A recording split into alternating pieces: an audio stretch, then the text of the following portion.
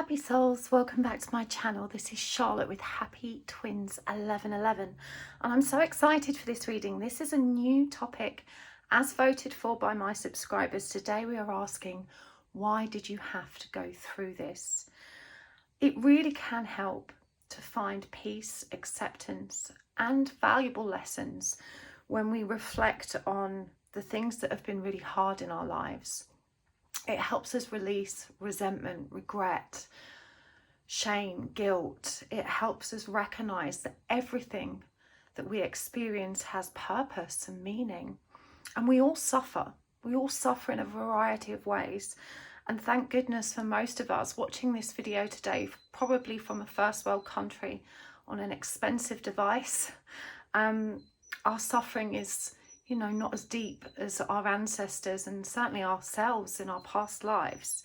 In fact, through my past life regressions, one thing that has been really consistent throughout every lifetime I have revisited is that I suffer. I've suffered in every lifetime, and every human being alive suffers in some way or another.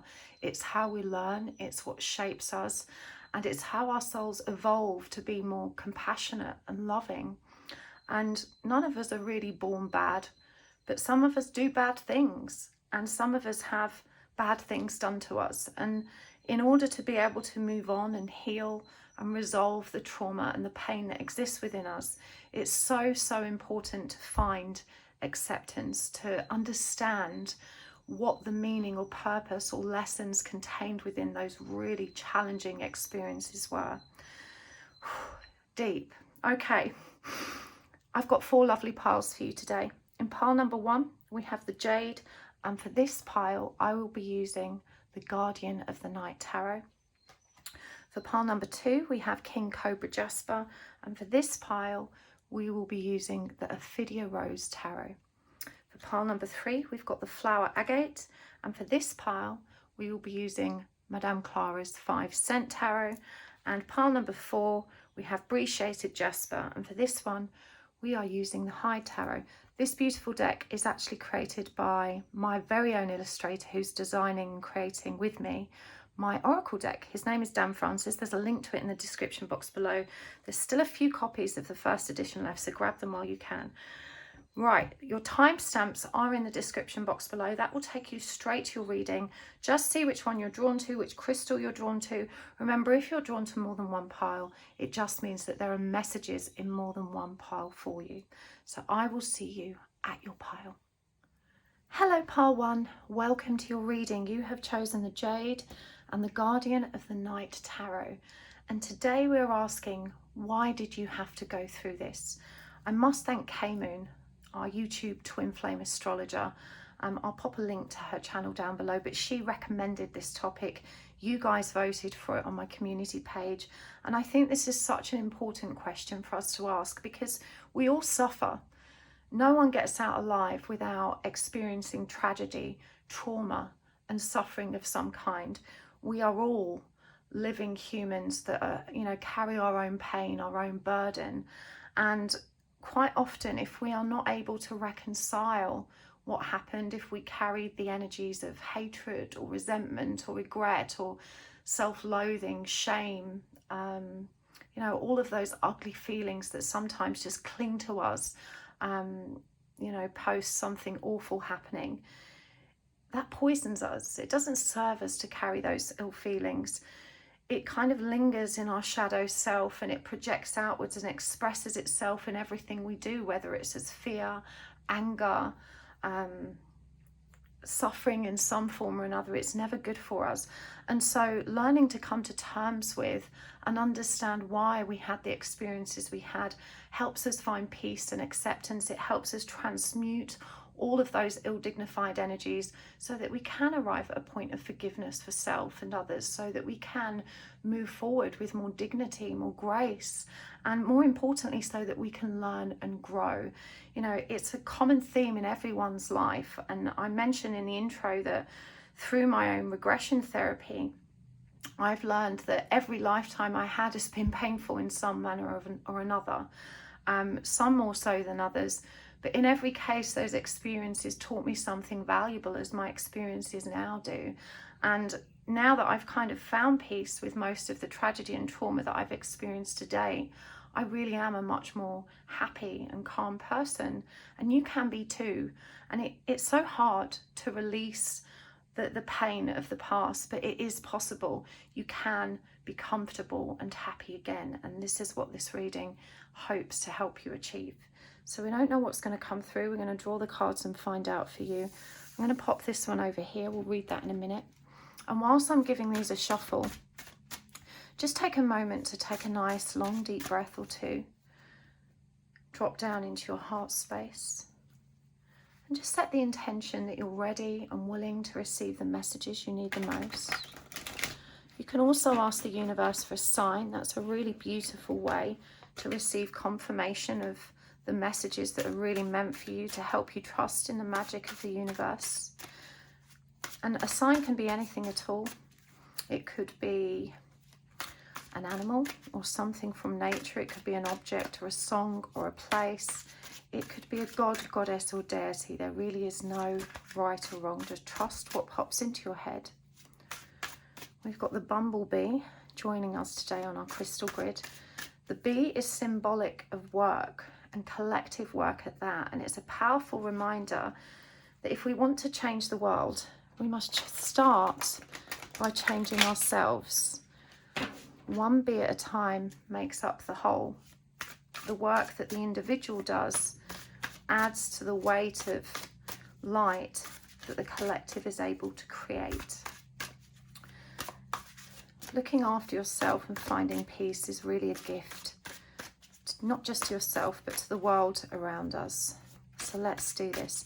I'm going to draw some cards first to help me understand the context of the situation that we need to find out about, whatever it was that happened, that you need to understand why. We're going to get the cards first to help us understand what that is. Okay, let's do this. We've got the Queen of Wands in reverse. And there's a female lion on that card for those of you looking for signs. The Lovers with the scorpion, snake and moth.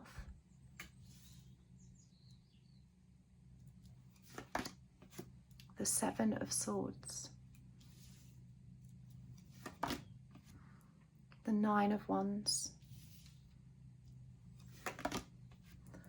The Five of Cups in reverse. And here we also have Jaguar and Cheetah energy, the Fox, the Porcupine and the Moth again. Clarifying these. The Six of Cups in reverse. The Page of Wands. Elephant and Raven energies there. The Page of Pentacles with the Octopus. The High Priestess. And the Knight of Swords. Okay, let's get some oracle cards as well. We'll be using the oracle cards and charms today. And as always, there will be an extended reading. If this one resonates for you, you can always find the link to that in the description box below. This is the Shamanic Healing Oracle. This was actually a gift from Ali's Tarot. She's a really incredible reader. If you haven't checked out her channel yet, please do. Although I'm sure most of you have. She's very YouTube famous because she's just spectacularly good. Okay, slow but steady. Psychic development. Emotional release.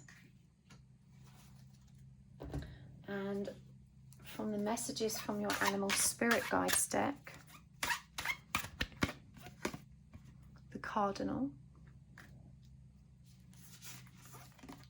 and Zebra. And from the Sacred Forest Oracle, Spirit Guardian of Summer, Expansion, and Spirit Guardian of Winter, Retreat. Okay, so let's start with the card you chose. The White Witch, Be the light. Now this card features an owl and a butterfly and these vines that are loaded with berries, and the pentacle here in the background, and I believe this is lavender or the suggestion of lavender. Now the owl is representative of wisdom, the butterfly metamorphosis, the pentacle is about good fortune, and the vines and the berries on them are about clinging to growth and evolution. Lavender, I'm not sure what it actually symbolizes in the traditional sense, but I'm getting this energy of sweetness, you know, to trust that there is always a silver lining in the background, that there is this sweet and rich and beautiful gift available to you through this really traumatic experience that you've had. There's so much wisdom to be developed here, so much growth, so much evolution. And be the light, of course, is very symbolic of the energy of embodying the full, whole, soul deep truth of who you are, so that you can shine that loving, compassionate heart of yours in every direction. And of course, the pentacle indicates that even though it feels like a horrific tragedy and deeply unjust, it was a blessing. It was a blessing in disguise. So let's find out what's going on here. Now the first card out is the Queen of Wands, clarified by the Six of Cups in reverse. And when the Queen of Wands, sorry, the Queen of Wands is also in reverse, but when the Queen of Wands shows in this reverse position, what we're seeing is the ill-dignified energies of the seductress, the powerful person. It's about using our power in ways which were perhaps ill-dignified, unwarranted, or should we say poorly guided. It's clarified by the Six of Cups in reverse, which is about our soul family, our soul group. You can see here that it features the elephants, which also represent the past and our memories. And so you may be looking back on scenarios or a scenario with a specific person, and what I'm hearing is that there was some kind of infidelity on your part. You may have betrayed them or deceived them, and you may still perceive this person as the one that got away. You know, you weren't grown enough or mature enough to recognize their value and to really appreciate everything that they were at that time. You became restless and you became bogged down by the mundanities of a long-term relationship. You wanted excitement and passion. And I just feel that you've looked back on this ever since with such a heavy heart and a great deal of regret, because you haven't found a love or connection that has matched up to this. And at the time, you may have felt that passion was missing, but when you reflect on this, you understand that there was a deep and beautiful intimacy there. And because you haven't had a relationship that's replicated that, you carry so much shame and you really kick yourself for not having chosen differently. The Lovers, of course, is always about the union energy, and the fact that it's clarified by the Page of Wands suggests to me that this may have been a childhood sweetheart or someone that you met in your youth, someone that, you know, you just weren't ready to settle down with. We have the Seven of Swords here, which is what indicates that deceit, and the fact that it's clarified by Page of Pentacles in this clinging octopus energy suggests to me that there was something about this situation which just felt powerful in terms of your inability to resist. You know, that you just felt absolutely magnetized to this other person that you strayed with, and you kind of clung to that fantasy in a very profound way. You knew it was wrong, and you knew that you were potentially hurting someone that you cared very deeply about, but at that time in your life you weren't really fully aware of the potential consequences or ramifications. You were in the deep and just completely overwhelmed by this rush of chemistry and the powerful energy that presented between you and this other person. And I do feel that this other person didn't last, you know, that it very quickly fell by the wayside. And as a result, you found yourself facing the betrayal in a very painful way.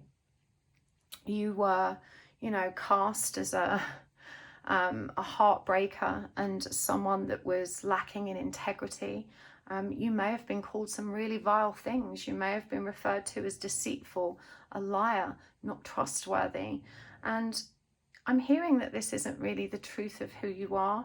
And And I think you need to reflect on the fact that the intense magnetism that existed in the connection that pulled you away from this person, this kind of soulmate as you perceive them, was purposeful. Usually when we feel an intense, overwhelming impulse that defies our principles, our values, it's because the universe is magnetizing us towards a situation that we were meant to experience. And sometimes we can assume that if the outcome is wrong or bad, that we made the wrong decision, that it wasn't supposed to happen. But that simply isn't true. You know, the universe will guide us into tragedy. The universe will sometimes allow us to have really painful experiences, because it's through those experiences that we really learn about ourselves and how we relate to the world around us. I feel with this Nine of Wands energy, it's the energy of perseverance, of not being able to give up, that you've gotten so far along in life that you've just not been able to let go. We see here with the porcupine, and I'm hearing also the fox, that this has made you very avoidant and harsh in love, because you really did feel sorry and you wanted this person to believe you. You wanted to restore trust. You wanted to prove to them that you could be the loving, caring and committed person that they needed and wanted. And there's an energy of bitterness and resentment there that you didn't get that chance. You definitely felt at the time that, you know, even though what you did was awful, that the relationship between you was significant enough that there should have been forgiveness and something to rise above. I'm hearing for some of you also that this occurred in retaliation to them cheating, and so it feels even more unjustified that you were able to forgive them even though you went on to do the same, but they weren't able to offer you the same energy of forgiveness or compassion. We have the High Priestess here, and all of this underpins intuition, and you may have found that at the time there were some very peculiar syncs or scenarios that either you or your person just intuitively knew something was off or going wrong. And this was perhaps your first instance of recognizing your own instincts, your own gut feelings, and the validity of them. Definitely with the Five of Cups, there is powerful unresolved grief here. And I'm hearing that you may have recently gone into therapy and that this is a topic that's come up. Even though there's been many other relationships since then, you've not necessarily recognized how wounding this particular one was. Because even though it was you that did something wrong, it just feels like, you know, them letting you go was one of the most deep and hurtful rejections you've ever experienced. When the Five of Cups is in reverse, it always speaks of unresolved trauma. And I'm noticing here the broken glasses. I often associate this energy as well with alcohol and the excessive consumption of alcohol. And so you may have found that you've coped over the years on and off by turning to the bottle, by finding, you know, unhealthy coping mechanisms such as addiction, such as, you know, really unproductive, distracting behaviors. But there's a need now to get to the bottom of this, to find the truth, because you're still looking for the soulmate, you're still looking for your true love. And in the absence of having found that, you know, you can't help but reflect on this pain in your past that still keeps you stuck. Another important thing to bring up here around the Seven of Swords is that when we don't trust ourselves, when we have done, you know, things that we wish we hadn't, things that lack integrity or show, you know, poor decisions, we tend to expect the same from other people. And because, you know, your person may have been unfaithful for you too, you have grown up believing that unfaithfulness, betrayal, deceit is part of the relationship paradigm, and so you're very, very insecure about it. You may have experienced this also in the family unit between parents or caregivers, and so this energy of betrayal and deceit is potentially an ancestral pattern that's being carried forward. And I feel like every relationship you have has been kind of beset by the same insecurity and fear of having that experience again. And this has further inhibited you from getting close to people, from really forming true and intimate bonds. It's impaired you from actually having trusting and loving relationships. And the chaos that has surrounded it as a result of the unresolved grief has meant that there's also been a great deal of emotional imbalance, stress, anxiety, depression. It feels like to you that you ruined your one chance to have a beautiful, stable life. And I'm hearing for some of you that you may look at this person's social media now and see them with someone else, see them looking comfortable and stable. And, you're reflecting and thinking, wow, I really let something brilliant go. My life could have been so different. And this means that you harbour so much resentment for self as well, so much shame, so much guilt, so much anger and self-loathing. It really is a decision that you made back then that you still haven't come to terms with. Again, it does feel like you were very young at the time, and you were easily influenced and led by someone that appeared very charismatic, and the chemistry or spark led you to believe there was something deeper there. But what I'm getting is that you found that was not the case, that they didn't last very long, and it was too late to salvage the relationship you had left behind. When the Knight of Swords comes up, it shows us that there is truth seeking, and the fish here is in the deep of these stormy waves. And so it shows us that you might still be drowning in emotion, in the energy of grief and loss and rejection, and perhaps not recognizing why, perhaps not connecting it back even to this particular circumstance, even though it's something you still dwell on. But with all healing, when we find the root cause of our pain and we draw it out at the root, we have an opportunity to move forward in a much more meaningful way that's more in congruence with who we're meant to be. Certainly, there were valuable lessons in this experience. We see here expansion with the spirit guardian of summer, and psychic development shows up in relation to the high priestess, represented by the bat here as well. And you can see with the moon here and the flowers in the foreground, I believe these are Michaelmas daisies, there's a shooting star. And, the universe is saying you wished for something better, didn't you? As I said, tragedy happens sometimes with a great deal of purpose loaded into it. And certainly, even though you reflect on this connection in the past and feel like you made a mistake, I'm hearing that you must reconcile that, because you didn't. You were meant to have this experience, and that person really wasn't meant for you. In fact, the fact that the Six of Cups is in reverse suggests to me you two always had a soul contract to come together and part again, that it was never meant to be a long-term relationship. You were learning valuable lessons together, and as painful as they were, they have meaning. For one, this is what got you into your own psychic practice and development. And even though you may not recognize the value in that now, I'm hearing that there is so much growth available to you through that practice. And maybe later on, for some of you, it will even prove to be a career path. But at this point in time, you may have done some magic or sought the support of magicians or witches or people to help you get your ex back and resolve the situation. And this didn't work. For some of you, it may have indeed backfired, because when we dabble and interfere with people's free will, we invite similarly uncomfortable energies back to ourselves. It's never ethical to conduct magic, spell work, or ritual that interferes with another person's choices and free will and divine will. But this is again in your past.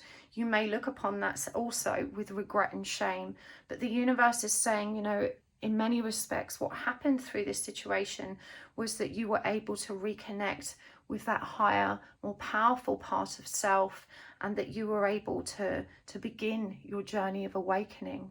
And even though you haven't made it through to the other side of this pain yet, you're being asked to trust that you will.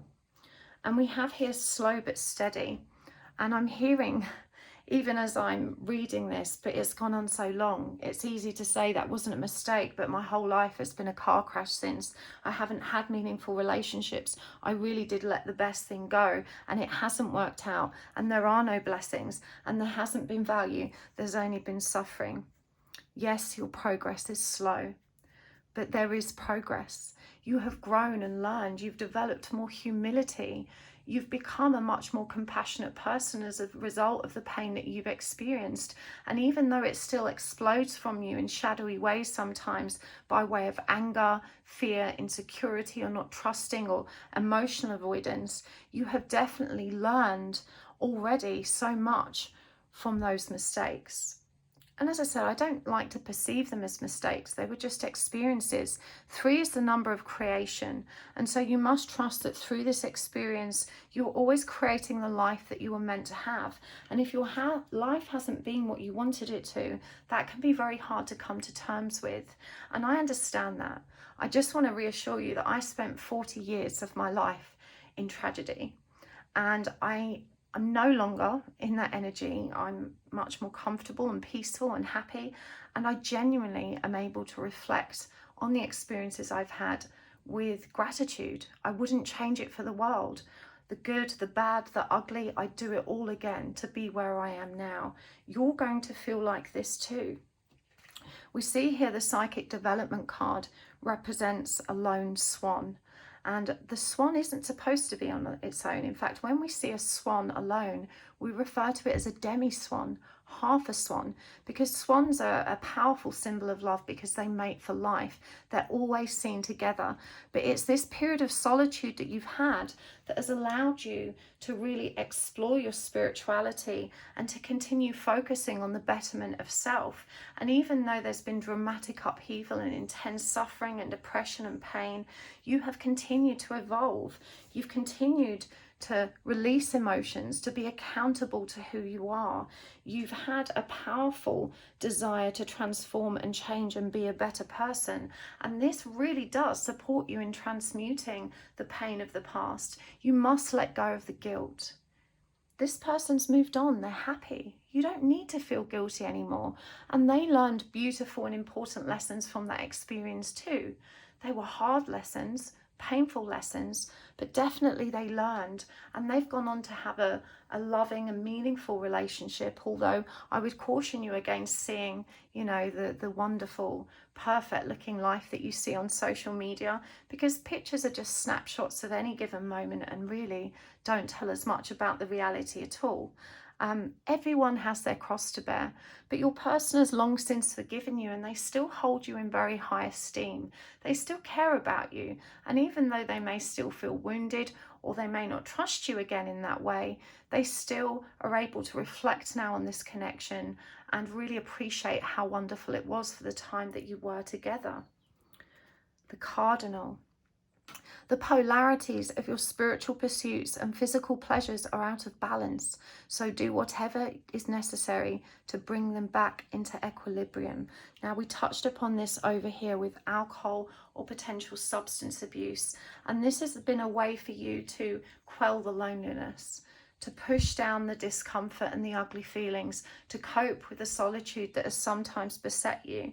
It's not healthy for you, Pile 1, and you know this now. I feel like for many of you, you're already on a healing trajectory, helping yourself to resolve those addictions or unhealthy coping mechanisms. If you're not, now is the time, and you need to trust that you can do it. Certainly alcohol and other substances can help numb us to our pain. They do provide an escape of sorts, but they also have so many other distracting and destructive impacts on our life. And you're being guided now to come back to yourself in a meaningful way. The cardinal is a powerful spiritual symbol. The red of this bird for me connects to the energy of the root chakra, which also refers to ancestral healing.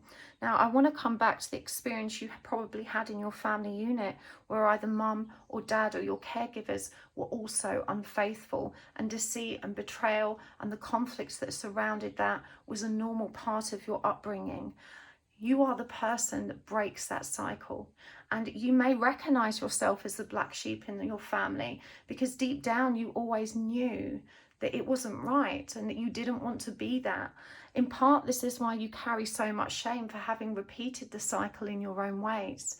But you are also the person in your family that is aware that it's not normal, that it is dysfunctional. And just because you've not had the power to overcome it yet doesn't mean that you won't. What I'm hearing is you are the one that breaks that pattern. The buck stops with you. And as a result of your healing and your growth and your learning, you create a new relationship paradigm for future generations. The zebra says, let go of your fear and know that you are safe and protected at all times. There is a relationship in your future that you can trust. A part of you feels like as a result of this energy, you were cursed somehow, you know, that you cheated this person. And so at some point it's going to happen to you in a really dark, painful way. You've lived with that fear and it's caused you to be avoidant of so many beautiful relationships because it was so hard for you to trust. And even when you allowed yourself to get close, you found that you self-sabotaged those relationships because you couldn't trust, and your insecurities created, you know, destructive behaviors or patterns of communication that put too much strain on relationships. You're ready to heal this now. As I said, for some of you, you're already truth seeking around this very topic. You're already standing in the energy of hope. I'm noticing how many stars show up for you in this reading. They're always symbolic of optimism, of wishing for a better future. And you need to trust that it is available to you. You had to retreat.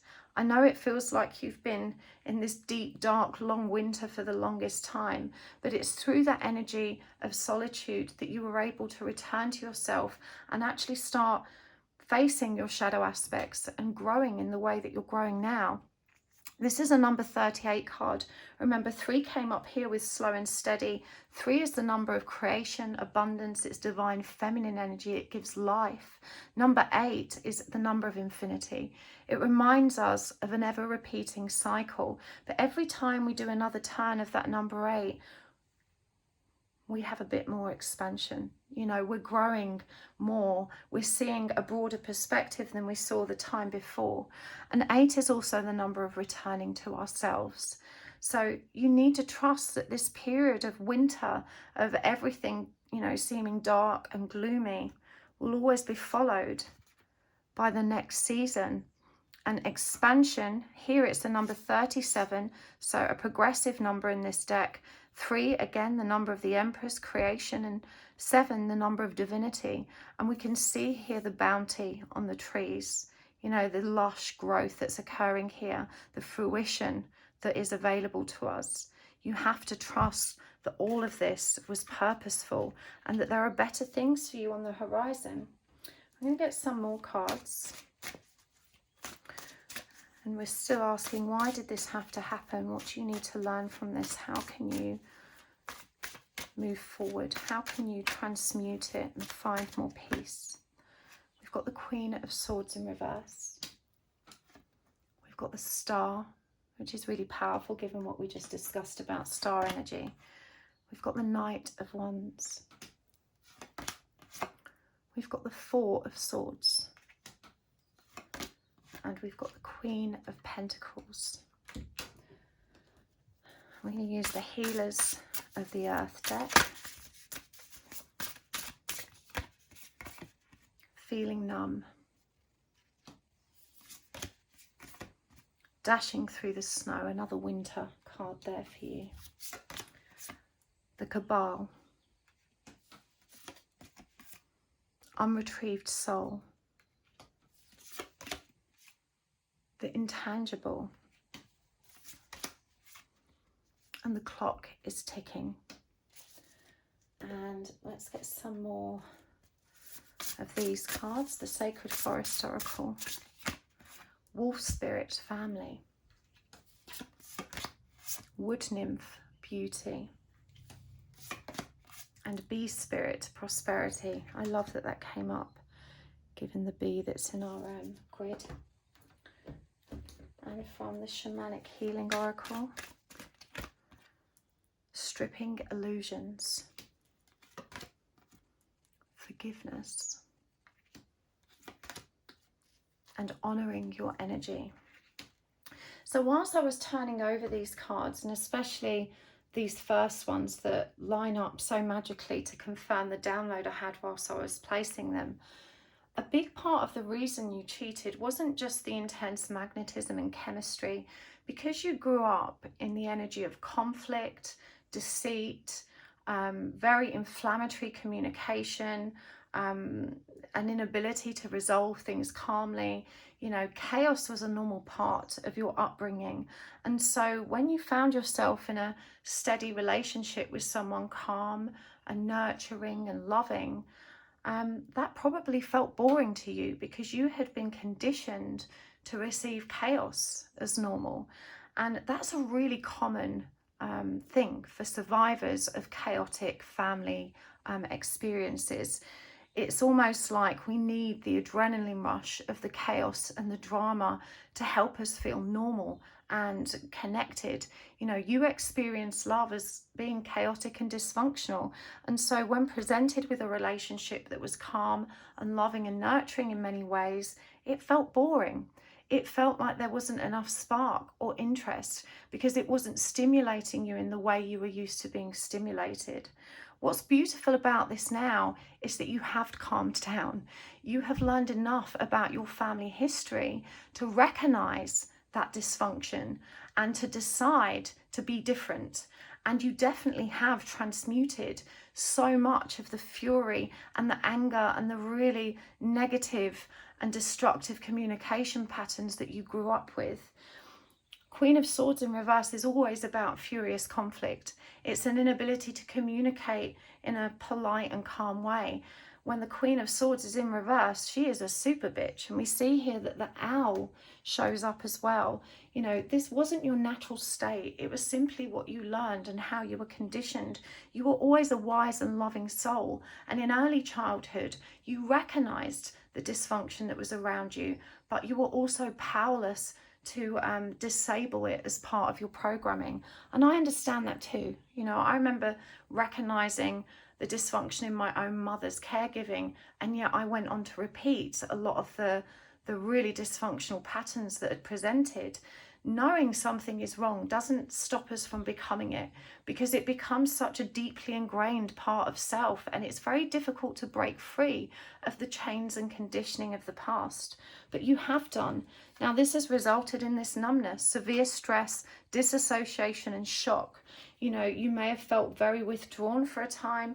You may have even withdrawn from your family because you just couldn't cope with the upheaval and the stress anymore. You've moved to a phase in your life in which you are ready to grow, ready to leave that dysfunction behind, and ready to step into optimism. And we see here the dashing through the snow, that winter energy that comes through in all of these cards here again. It says minor setbacks, delays and roadblocks. Now you must trust that the challenges you're facing right now around boundaries and creating new healthier patterns of communication are going to ease up. These roadblocks and obstacles you're facing sometimes are purposeful because they're an indication that you're moving in the wrong direction or making the wrong choices. In other times and cases, it's just that spirit needs you to face that obstacle or challenge because there's a powerful lesson contained within it. And even though this isn't relevant to the reading right now, my eye has just been drawn to a picture on my wall of the hare, the March hare, who's also in a wintry scene. Maybe that was a symbolic sign for some of you, but the hare is the energy of drive, rushing forward, protecting and defending self in meaningful ways. And it's also indicative of fertility, growth, creation and new beginnings. We have the wood nymph here with beauty, and look how relaxed and beautiful this scene is. You know, they're in the deep, bearing in mind that water represents the emotional body, and we see the lily pads here blooming. This is a number 52 card. 5 is the number of high learning. 2 is the number of the high priestess and our psychic power. And this actually comes up over psychic development, number 5. the higher lesson. You had to be the demi-swan. But look at this. Look at all the power, beauty and joy available to you through the connection to your soul family, to the collective, to the people that have shared your pain and that are growing in the same direction. You are never really alone, Pile 1. There are so many of us that are here for you and understanding the journey you're having. Please find those like-minded souls. You know, leave a comment. Go to the Facebook group. You can find a link to that in the description box below as well. So many of us are healing from our own tragedy, and many of us have these shadowy, you know, shameful, tragic experiences that we believe were of our own doing, and we punish ourselves for, hate ourselves for not having shown more integrity, for not having made wiser decisions. But these decisions weren't made from the absence of wisdom. They were made as a result of the dysfunction, the patterns and the programs that you were struggling with at that time. The Knight of Wands reassures you that now is the time to move forward. This is a very passionate, driven, ambitious energy. You have this powerful spiritual goal now. You're already finding so much peace and connection and contentment in your spiritual journey. Schemes, conspiracies and intelligentsia with the cabal encourages you to be mindful of the games some people play around those energies. You may have connected with some ill-dignified spiritual people, and that may have led you to believe that you really can't trust anyone, that there are dark people and mean people and hurtful people in every walk of life.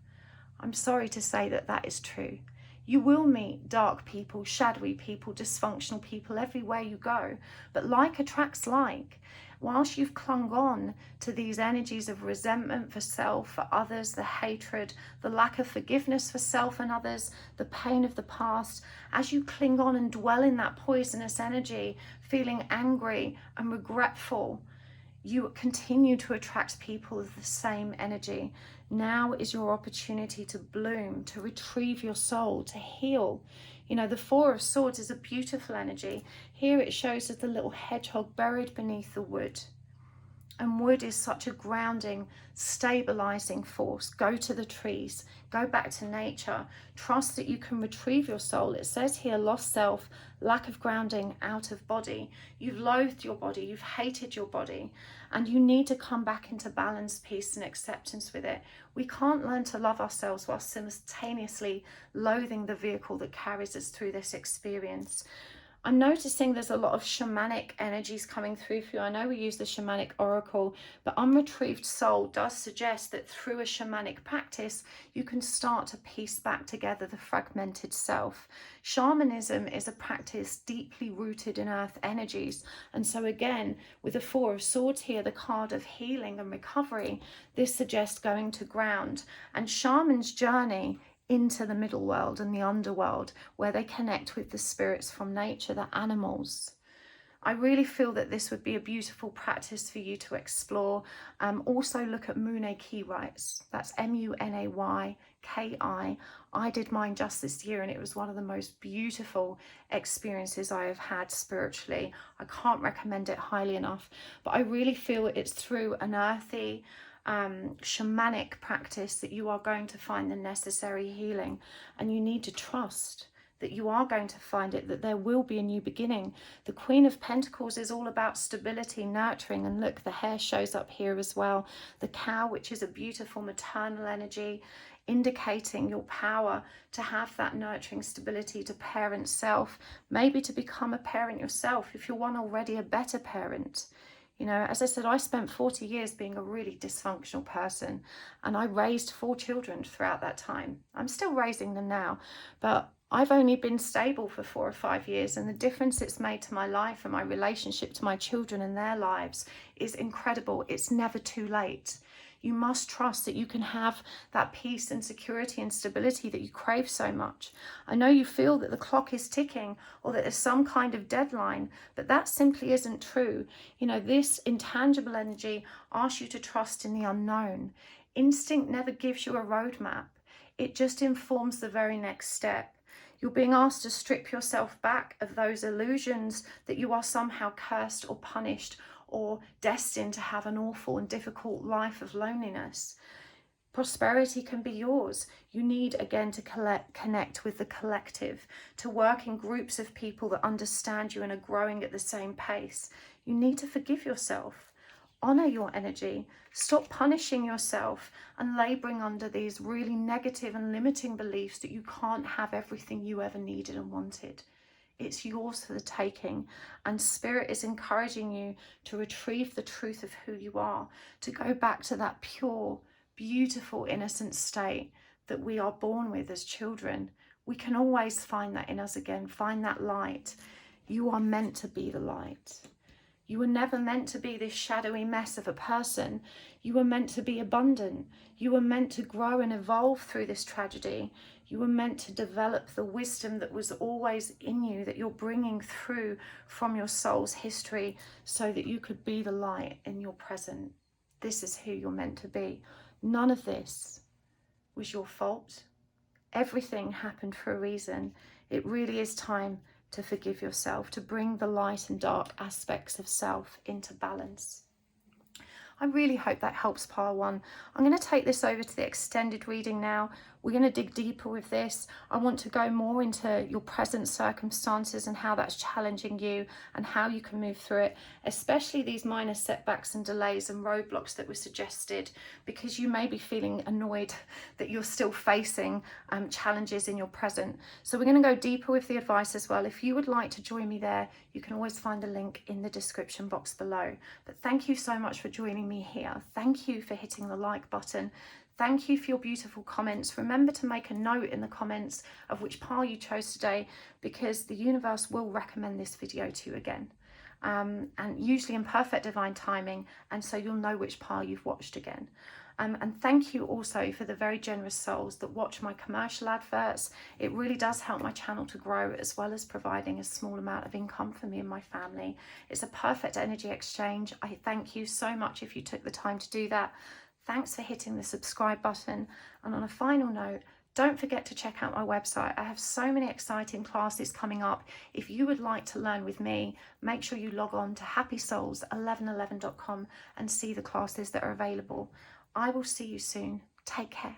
Bye. Hello, part 2. Welcome to your reading. You have chosen the King Cobra Jasper and the Ophidia Rose Tarot. And today we are asking, why did you have to go through this? I'm so excited about this reading. K-Moon, our wonderful twin flame astrologer here on YouTube, recommended this topic. My subscribers voted for it. I think it's such a meaningful question to ask of Spirit, because we all carry the burden of regret and resentment and pain for some tragedy or trauma or, awful experience that we had to go through. And by reflecting on the meaning and purpose and lessons contained within those difficult and traumatic experiences, we can find so much peace and so much growth, and the ability to really reflect and forgive and move on with more compassion and more love and light in our hearts. So let's see what the universe has in store for you today, what messages. It's been deep. Part 1 was deep, and I don't doubt that this one will be too. Thank you so much for being here with me.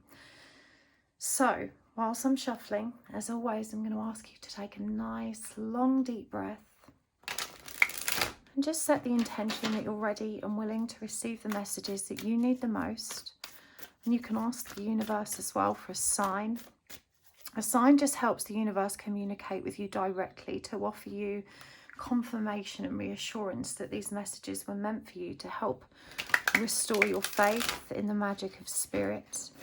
And a sign can be anything at all. Just trust whatever pops into your head first. It could be an animal, some other creature, or something from nature. It could be a god, goddess, or deity, an object, a song, a place name, a sequence of numbers, whatever is right for you. There's no right or wrong. Now, I'm going to first draw cards to help us understand the context of the situation that Spirit wants to address.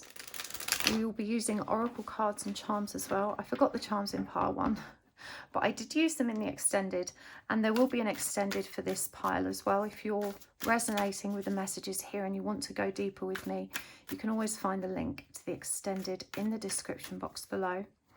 And thank you just for being here. Thank you for hitting the like button. for your comments. Make sure you comment which pile you watched. Universe will recommend this video to you at a later date. When you only watch a fraction of it, YouTube will pop it up at some point and suggest you watch some more, and at that point you can choose a different pile. It always happens in magical divine timing.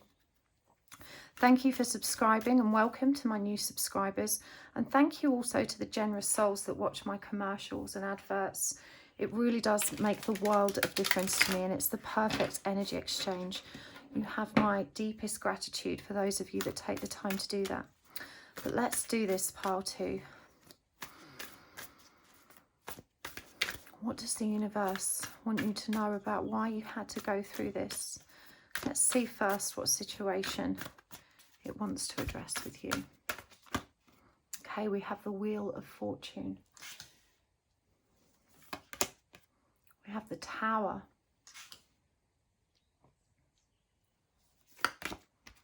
We have the Knight of Wands in reverse. We have the Four of Pentacles. We have the Four of Swords in reverse. And we have the Ten of Pentacles. Clarifying these, we've got the Chariot in reverse. We've got the Five of Cups in reverse. Judgment in reverse.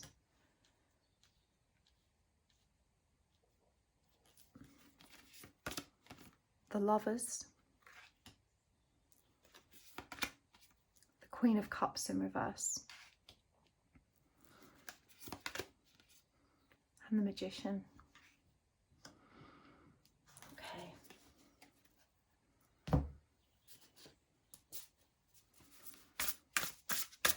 Actually, I'm going to use these ones next. This is the messages from your spirit guide, animal spirit guides. The Weasel.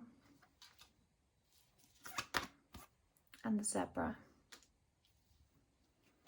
And from the Shamanic Healing Oracle, this was a gift from Ali's Tarot.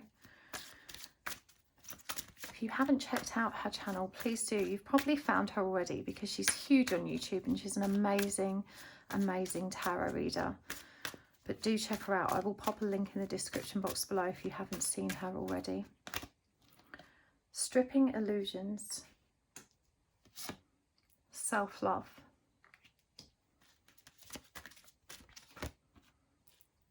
And movement into balance. And from the Sacred Forest Oracle,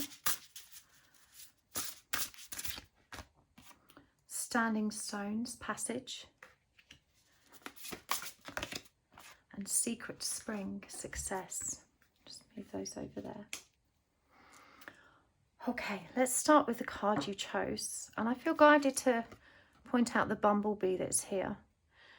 When I find a dead bumblebee, I always keep them. I have like a little bumblebee shrine in my workspace. And I love to use them in my grids because they're a powerful symbol of collective force and power. They represent abundance, prosperity, how our collaborative efforts can add something meaningful for the greater good and the whole of the world. So it's a beautiful, beautiful energy to work with. She-Wolf, unleash the wild within. This is the card you picked. The moon is very prominent here. It's symbolic of intuition. And the wolf, of course, is a very interesting creature because it's both a pack animal and a loner. And of course, it's a very wild creature that connects us to our ancestry. This is such a beautiful image. It shows this lady literally being crowned by the energy of the wolf. And it's encouraging you to get in touch with that wild, creative, magical, intuitive part of self.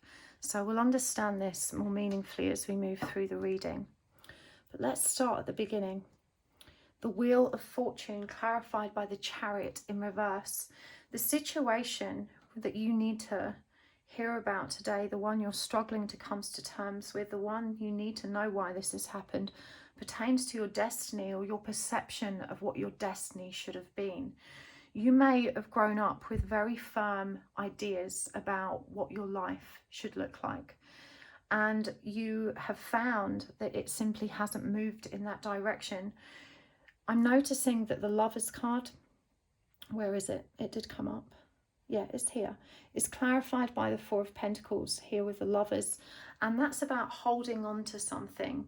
And so you may have got married young or moved into a relationship that maybe you felt you were settling for, and maybe you made sacrifices in order to have that relationship. Perhaps you had planned to travel the world or embark on some deep and meaningful career, and you've somehow felt deeply inhibited as a result of the choices you've made around this relationship and your inability to let go of it.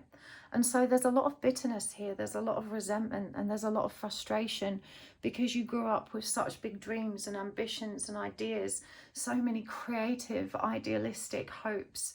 And when the Chariot is in reverse, it shows us that you are unable to move towards it. The Tower is clarified by the Five of Cups in reverse. And so something really traumatic and explosive occurred probably within this relationship. And there is a tremendous amount of unresolved grief connected to that. When the Tower comes down, the collapse is always complete. The Tower can often indicate dramatic endings, unexpected and tragic turns of events. You've probably seen the Tower if you watch a lot of readings, and readers refer to the Tower moment. And certainly with the Five of Cups in reverse clarifying this, this indicates to me that there is a tremendous weight of grief that still underpins that dramatic change that you've experienced. The Knight of Wands in reverse, and I mentioned travel and the desire to travel. This is clarified by Judgment in reverse, which is symbolic of awakening. You know, maybe you saw yourself as some kind of globe-trotting spiritual seeker, or that you really had some deep destined purpose to travel in a meaningful or spiritual way. The Knight of Wands is about having the drive and ambition and freedom to follow through with our goals and to really go after them. And again, with it coming up in reverse, we see that that was inhibited. We've also got the Four of Swords in reverse, and it's clarified by the Queen of Cups in reverse. This nods to deep emotional instability, you know, not being able to regulate your own emotions and find your happy place within self again. Of course, it connects to this grief, this Tower moment. The Four of Swords is having not had the space or opportunity to recover from it, or perhaps not even knowing how. The Ten of Pentacles is about family and connection and togetherness. It's also about work, collaboration and business and abundance. It's clarified by the Magician. And whatever it is that you have done in life, you've worked very, very hard and probably been quite successful in many respects. But you may have pursued a career that was in line with your financial goals rather than being in line with the dreams or the destiny you had. I'm hearing for many of you, you were discouraged from following your dreams. Many people told you they were unrealistic or silly. You were perhaps mocked and you know, very influenced to take a safer or different route. And this may mean for you having chosen a marriage with someone that was stable and secure, as opposed to someone you were deeply, deeply in love with, and also choosing a career or material reality that presented safety and security and stability, rather than being a representation of what you would really hope to have for yourself. And so what we're seeing here overall is a lack of satisfaction and a deep remorse and regret over the decisions you've made and where you found yourself in life. You know, you look back and wonder how different things could have been. Perhaps there was a profound fork in the road, and this is what the Tower moment refers to. Maybe you lost someone, or something else happened that was really traumatic that inhibited your way forward and caused you to make these other decisions that prioritize safety, stability and comfort over, you know, the radical, exciting dreams that you had. It's a heavy energy. It's really palpable. I feel it for you.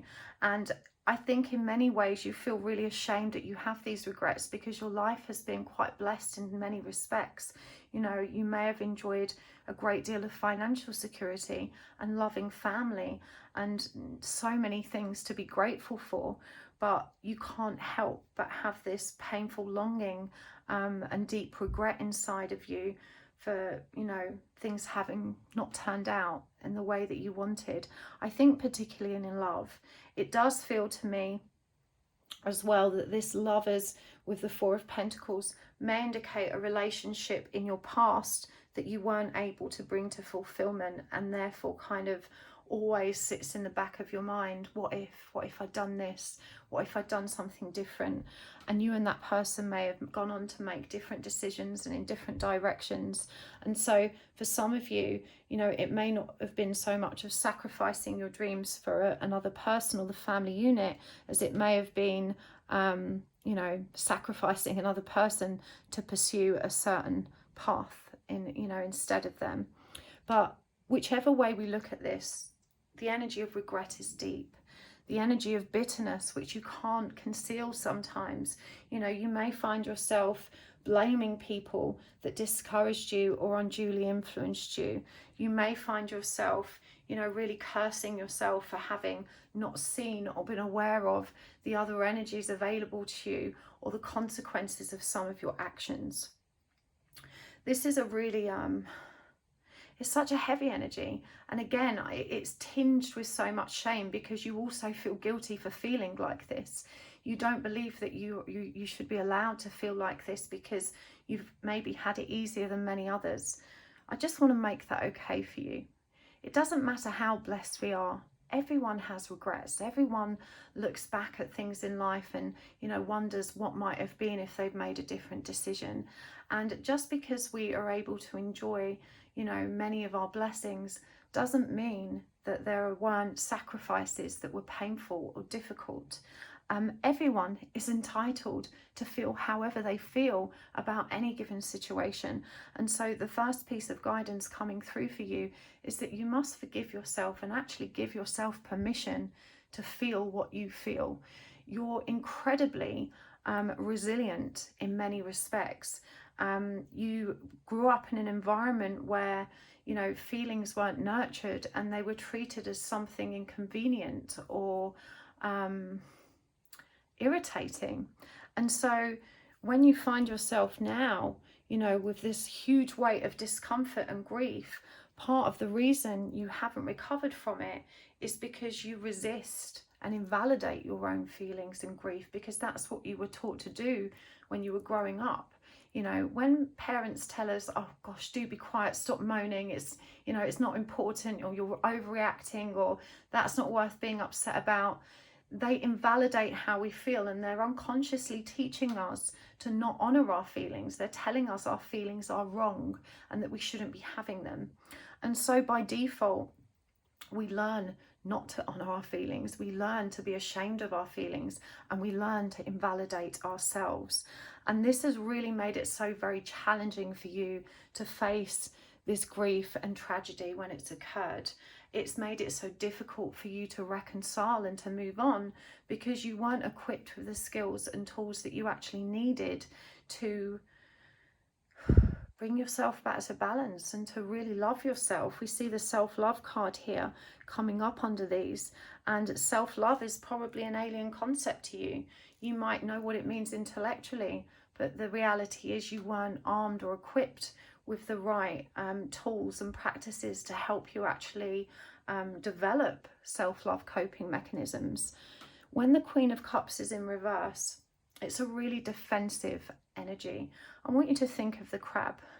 You know, Queen of Cups is Cancerian energy. Think of the crab and how it snips, snips, snips, and it has this very tough exterior. And for me, this really illustrates who you are at this moment in time. You have this lovely, soft, gooey, loving center, but you've learned to harden yourself to your own emotions and consequently to the emotions of others. And this has made you very defensive, you know, very hard to get close to, very prone to snip, snip, snipping when people are trying to communicate with you about perhaps your shortcomings or misgivings. It's been very difficult to receive even constructive criticism, and it kind of really gets your back up and makes you feel very defensive because you grew up with such an intense sense of disapproval and no one really respecting or validating or honouring the feelings that arose when you were a child. And so you may find yourself repeating these cycles now with your loved ones, and that only adds weight to the shame. It only makes you feel even more guilty because there's a part of you, you know, that wonderful inner child that was so wounded, that understands how rotten that felt. And yet you find yourself powerless to resist perpetuating those same patterns of behaviour because the program of avoiding feelings is so very deeply ingrained. I'm guided to share with you what happens when we disconnect from our emotional body, because we often think of ourselves as just having one body, our physical body, but actually we have many.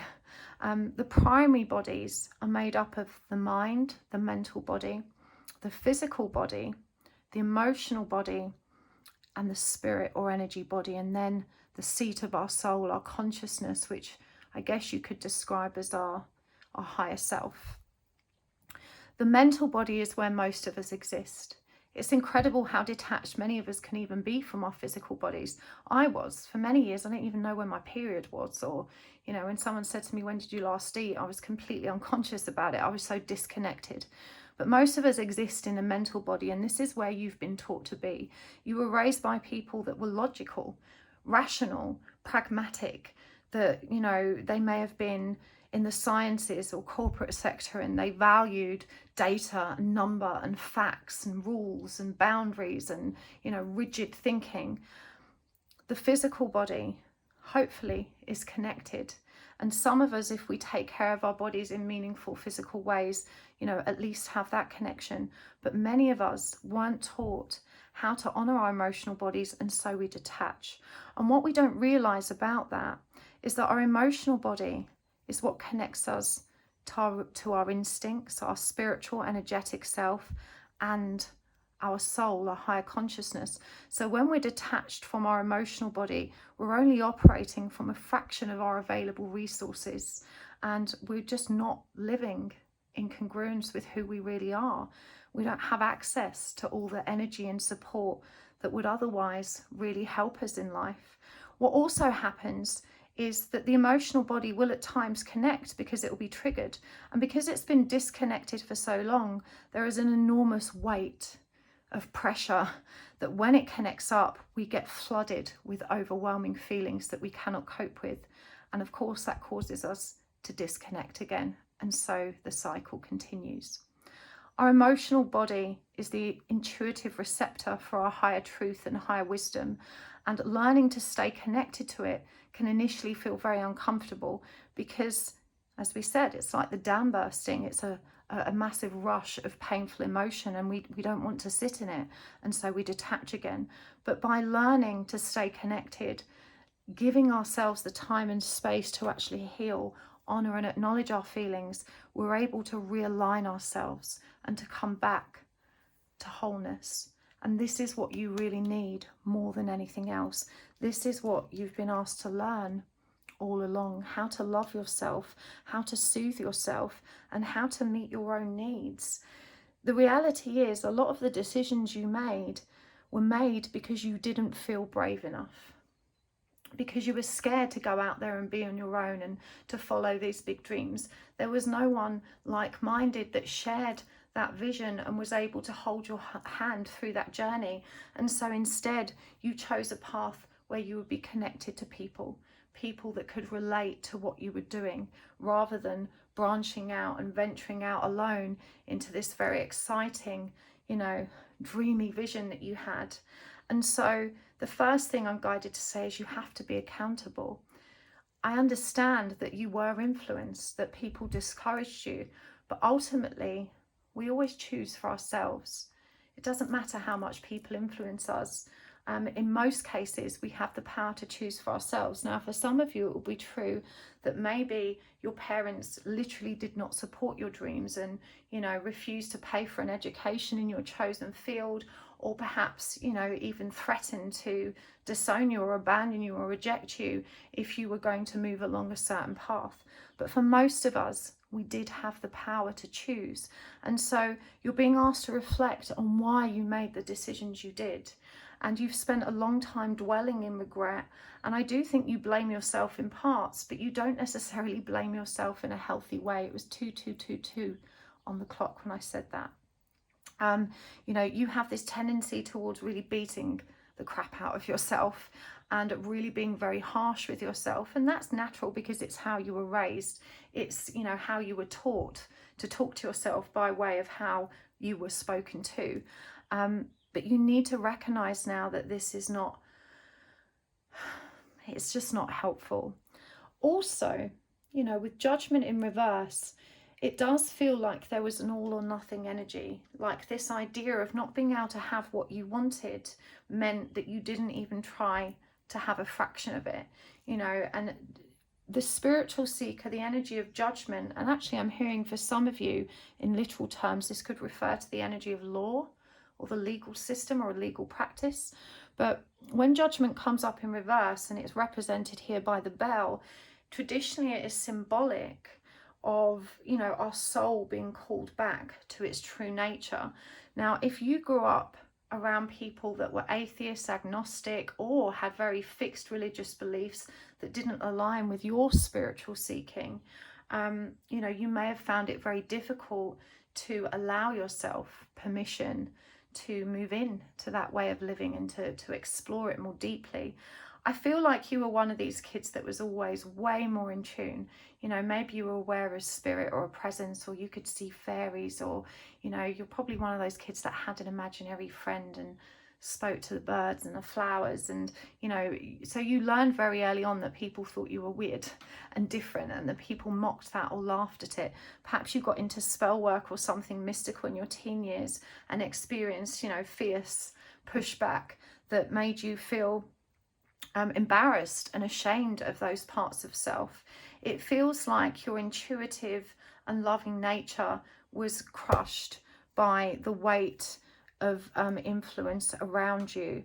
And even though you're perfectly entitled and right to feel aggrieved about that, you must also now recognize that it's not helpful for you to hold on to that energy and that bitterness and that resentment.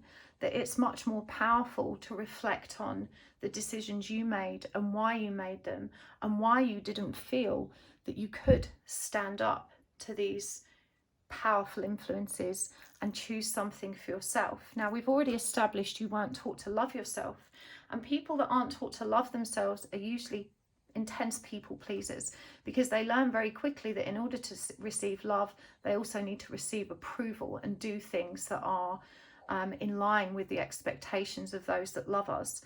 And so when you become an approval seeker, a people pleaser, you tend to abandon and betray yourself and your own needs and your own dreams and your own aspirations. And so it wasn't your fault. You know, when I say be accountable, it's not about blaming yourself. It's about recognizing now why that happened and how you can transform and evolve in those energies so that you can begin from here and on making decisions for yourself. The weasel says, be silent, pay attention, and simply observe with your eyes, ears, and physical feelings what is happening inside and all around you. And this is beautiful advice. You know, this emotional grief that you have is the first thing you need to bring into balance if you are going to have the opportunity of coming back to wholeness and reigniting your dreams. Your dreams aren't lost, pile 2. They're still available to you and you can still have them. But first you have to learn to take care of yourself, to heal the parts of you that create so much imbalance or depression or anxiety. And you need to be able to do that to come into balance and alignment so you have access to your higher self and your wisdom and your dreams and the optimism once more. And that so you can assert your needs and your desires and make them your priority. The zebra says, let go of your fear and know that you are safe and protected at all times. And it's wise to question again why we made the decisions. We feared that we would be rejected or disapproved of, and that would cause us to be abandoned and to not receive the love we needed. But you're at a stage in your life now where you can reflect with a great deal of maturity and a great deal more understanding that actually that which you craved from others, the approval, the validation, it didn't actually make you feel good. Pleasing others and seeking their validation, approval never made you happy. And so it's wise to reflect on that. And even though we can recognize why we made those decisions, it's important to understand how our thinking was distorted when we made them. Now, you still made those decisions with the awareness that you had in the time. So as I said again, it's not about blame, but you can be accountable now. You don't need to keep making decisions that aren't in congruence with the life that you want to live. And it says here, stripping back illusions.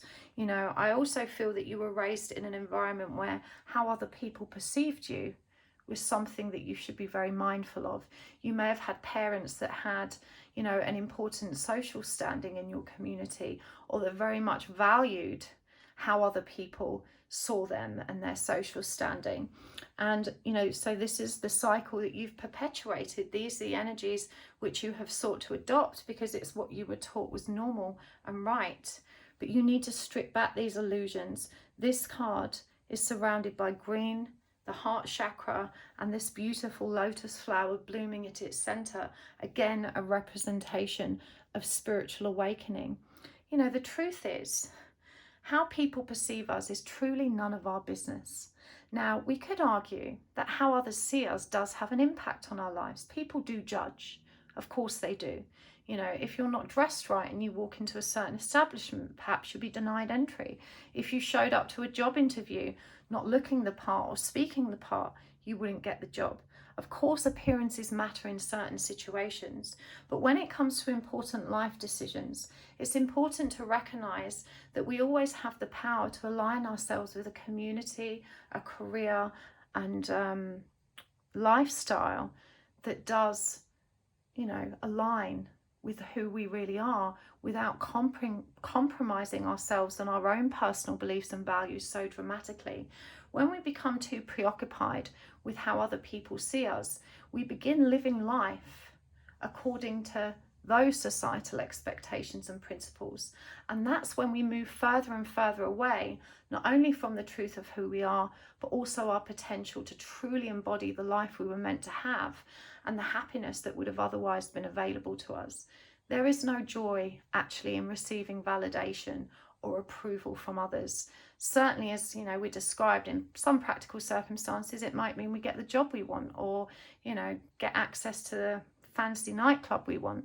But in the grand scheme of things, it doesn't actually matter. And it's also important to remember that if we're going to be at the mercy of people's approval, then we also put ourselves at the mercy of their disapproval. And believe me, no matter how wonderful you are and how well you present yourself to the world in accordance with societal expectations, there will always be people that disapprove of you. There will always be people that judge. And so it doesn't serve us to be attached to what other people believe about us or see in us. It's only important that we know who we are and that we work to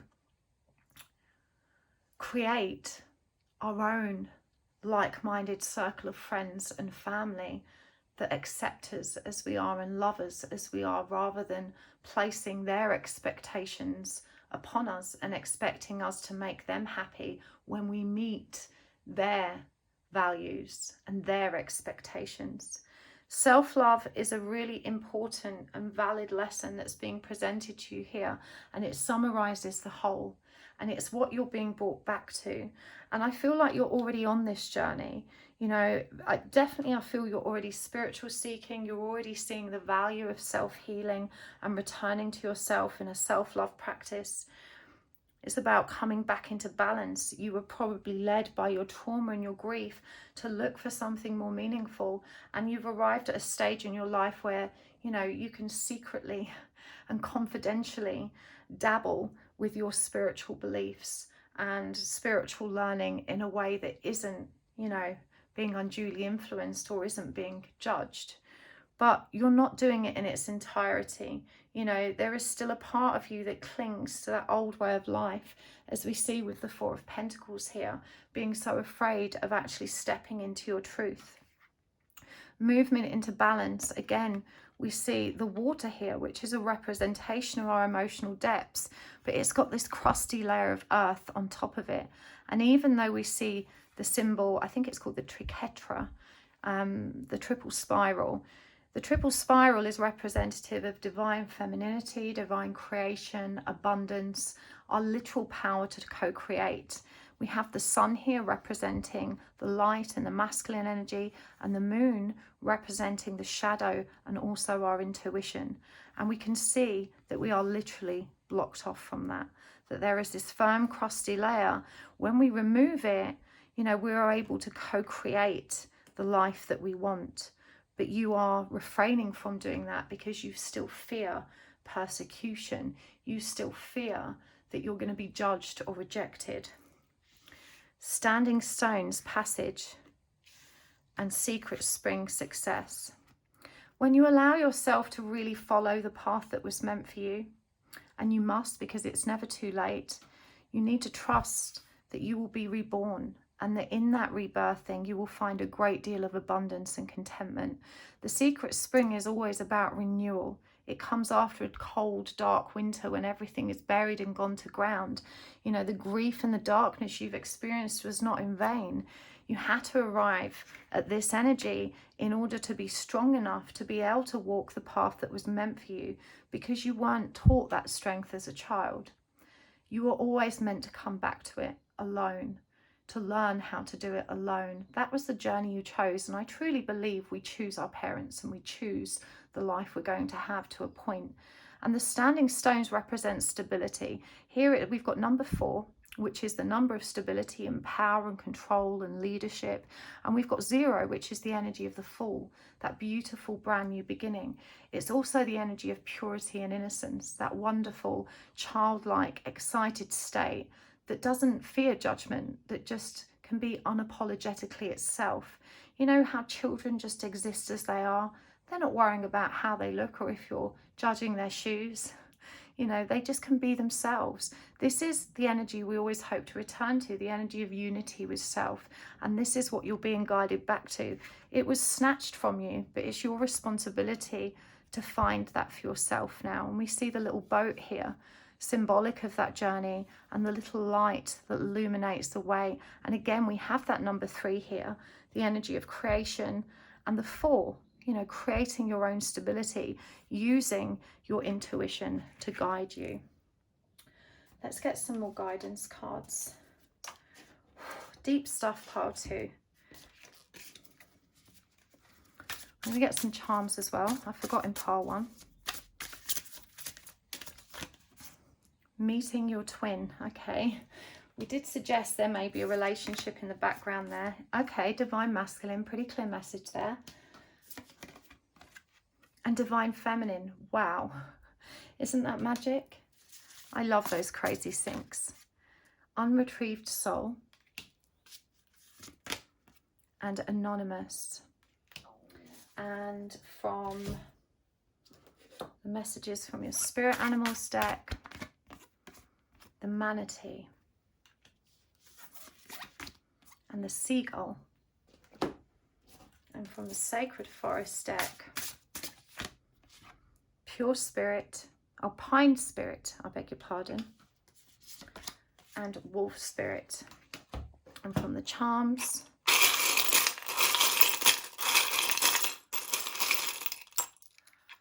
let's see what we've got here. We have got the sunshine. You are the light. This light is shining for you. The sun is also symbolic of childhood innocence. In the sun card in tarot, it features a child on the back of a horse, which represents freedom, liberation. And children are free because they are free of the weight of judgment, expectation. You know, when we're really little, everyone just lets us be ourselves, living in perpetual sin. Keep going, keep growing. Olala, the hermit crab, and the paper aeroplane. Okay. Meeting your twin, divine masculine, divine feminine. Now, for those of you that aren't on the twin flame journey, this could literally refer to the bringing self back into balance, the yin yang aspects of self, the light and dark aspect, the masculine, feminine, the power to protect and provide for self, as well as nurture and care for self. But meeting your twin says like attracts like, kindred spirit and mirrors. Certainly, with this being a number 6, the number of love, and number 2, the energy of the high priestess, this suggests to me that there is a spiritual connection of some sort at least. It could be a twin, maybe you haven't met them yet, but there was a suggestion in the reading that there may have been someone in the background, the one that got away. If that's the case, then I think you can trust that journey is one that you need to be on. Obviously, my channel is quite focused on twins, hence the name. But not everyone is having that experience, and some of us are still experiencing soul connections or soul growth without, you know, a spiritual counterpart. But meeting your twin is primarily about meeting yourself. And so if you haven't met your twin, or you don't want to meet your twin, or you're just not attracted to that part of the journey, just remember that twin flame is about meeting your soul in another's body. It's actually about returning to yourself and balancing these divine masculine and feminine aspects. And it says here, unretrieved soul, lost self, out of body, and anonymous, masked, hiding, secret surveillance. You know, this is having to be very private, perhaps, about your spiritual seeking, and actually living in perpetual sin. You know, this suggests to me that for some of you, there are strong religious beliefs in your background that would not accept, you know, these parts of you. Indeed, anonymous is clarified by wolf spirit or family, you know, that need to fit in with the pack. And this is significant because we see here the she-wolf, the lone wolf, unleashing the wild within, being brave enough to branch out alone. Remember, the wolf is both a community creature and a loner, you know, a soul energy. But certainly being anonymous, this would suggest to me that the family would very much disapprove of your spiritual seeking and then the way in which you're doing it. And so you're really being guided to reflect on how much influence it's already had in your life to try and please others. You know, now you're being called to rise above other people's expectations and to choose you, to live your truth, no matter the consequences. If it means losing people that no longer love and accept you, it's their loss. Accept the situation as it is rather than fighting to change it. You know, acceptance is important. We have to recognize that we can't always change people, and we can't always change certain circumstances. We certainly can't change the past. And so coming into acceptance is just the same thing to do. I think it was Eckhart Tolle that said, you know, just accept what is. To do anything else is insanity. Because if we don't have the power to change it, by dwelling in resistance, we're only creating more discomfort for ourselves. It serves no real purpose. We have to learn to say, well, it is what it is, and I'm going to make the best of the energies that present. I feel in your case, this is about changing people specifically. It's not your job to change or educate people so that they can, you know, be more approving. It's not your job to change their minds or change their hearts. It's your job to change yours and to accept self. You have to accept that not everyone will approve or accept of you. It's like we spoke about before. You cannot live life at the mercy of other people's expectations or perceptions of you. Now is the time for deep emotional healing. The seagull is a sea creature, but seagulls and birds all represent the mental body. And this reminds you that you can't heal in therapy. You can't heal just through the mind. You have to connect to your emotional body. Pine spirit and purification.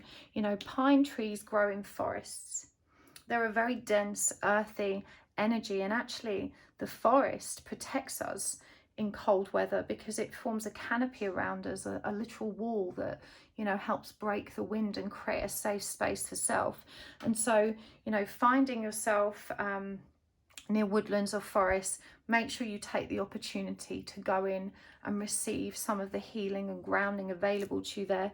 Grounding is important. It says here, out of body, unretrieved soul. We did talk about being disconnected from the physical body, and that's something you also need to address. You may have underlying health conditions that are actually rooted in the stress that you carry in your body because your emotional body hasn't been connected enough to do that work for you. And so quite often when we heal at an emotional level, we find that our physical health improves as well. But yeah, pine spirit, you can be purified by the energy of the woodland and the trees, and pine trees specifically. We also have the number 3 and 0 here, as I described earlier, the power to co-create your healing and that new beginning. You have to start living for you. You've had this experience because you had to learn the hard way how to return to yourself and how to really be who you were meant to be despite the odds. And you're not the only person having that experience, and the experience you are having and have had is also going to help inform and support other people experiencing the same, as well as breaking, ancestral patterns. Just keep growing, keep going, don't give up on yourself. The hermit crab, we spoke about the crab earlier. The hermit crab has everything it needs on its back, and you know what, when it outgrows that shell, it finds a new one. Remember, we spoke of you needing that stability and security of people's approval and meeting their expectations. But if you've outgrown that shell, just find a new one. Oh la la, reignite the passion in your life. Do what sparks joy. Learn to be creative again. Start following your dreams and passions. For some of you, this is a nod towards France. Messages of love. Now, if there is a counterpart in the background, learn to be authentic and reach out. I'm hearing that you need to reconnect to those energies, and also to learn to communicate with love and more meaning, even if the people around you are so uncomfortable with it. Stop allowing yourself to operate by other people's benchmark in terms of what is acceptable at an emotional level. Trust in the light. Thank you for being here, Pile 2. It's been deep. I really hope it was helpful for you. I'm going to take this over to the extended reading now. We're going to go deeper still. I want to explore more of this family dynamic. Of course, I want to look more about this spiritual journey, whether or not there's a twin thing here or just, a returning to self, and get all the guidance we need around that, some more practical guidance. But thank you for being here. If you enjoyed this video, please hit the like button. Don't forget to subscribe and comment down below. Thanks for watching the adverts. I appreciate it so much. And if you would like to learn with me, do check out my website to see the classes that are available. We've just started the tarot class, and coming up we have mediumship for beginners. There's also an exciting twin flame class if this is relevant to you. You can find my website at happysouls1111.com, and if you subscribe to the mailing list there, you will also be the first to know when I open my diary again for private readings. So see you next time. Lots of love. Bye. Hello, Pile 3. You have chosen the Agate and Madame Clara's 5-cent tarot, and today we are asking, why did you have to go through this? Now, if you skip the intro, allow me to explain.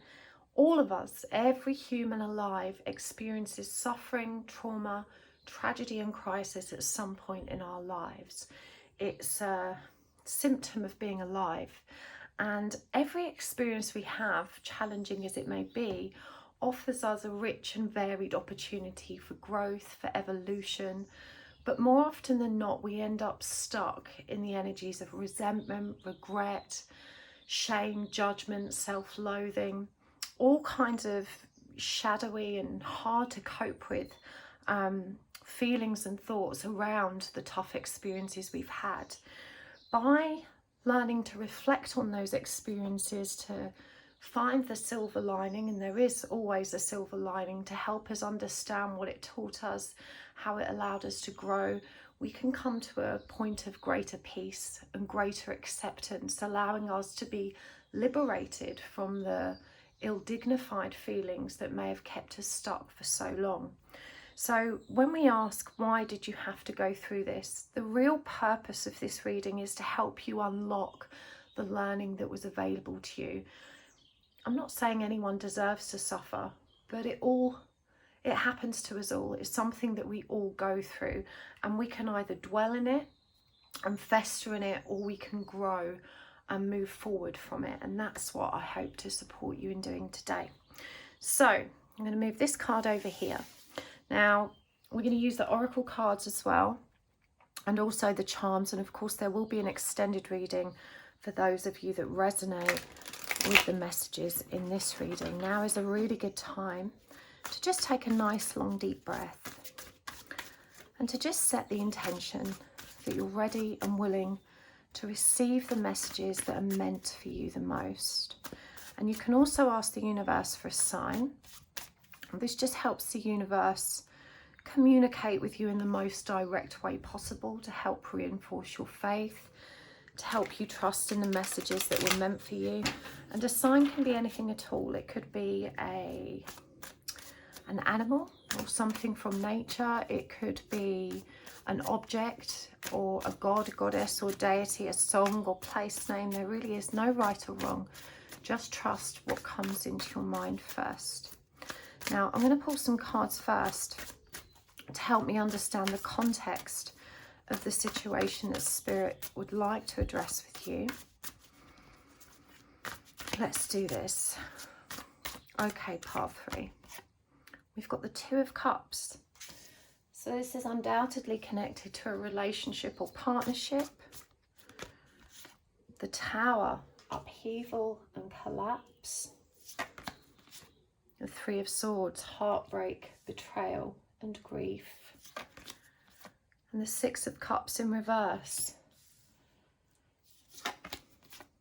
The 9 of Pentacles in reverse. The 7 of Swords in reverse. And clarifying these,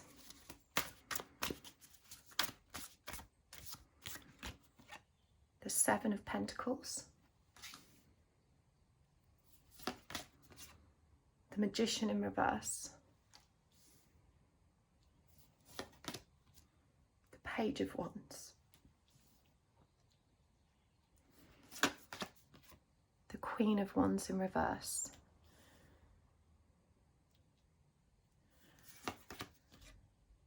the World in reverse,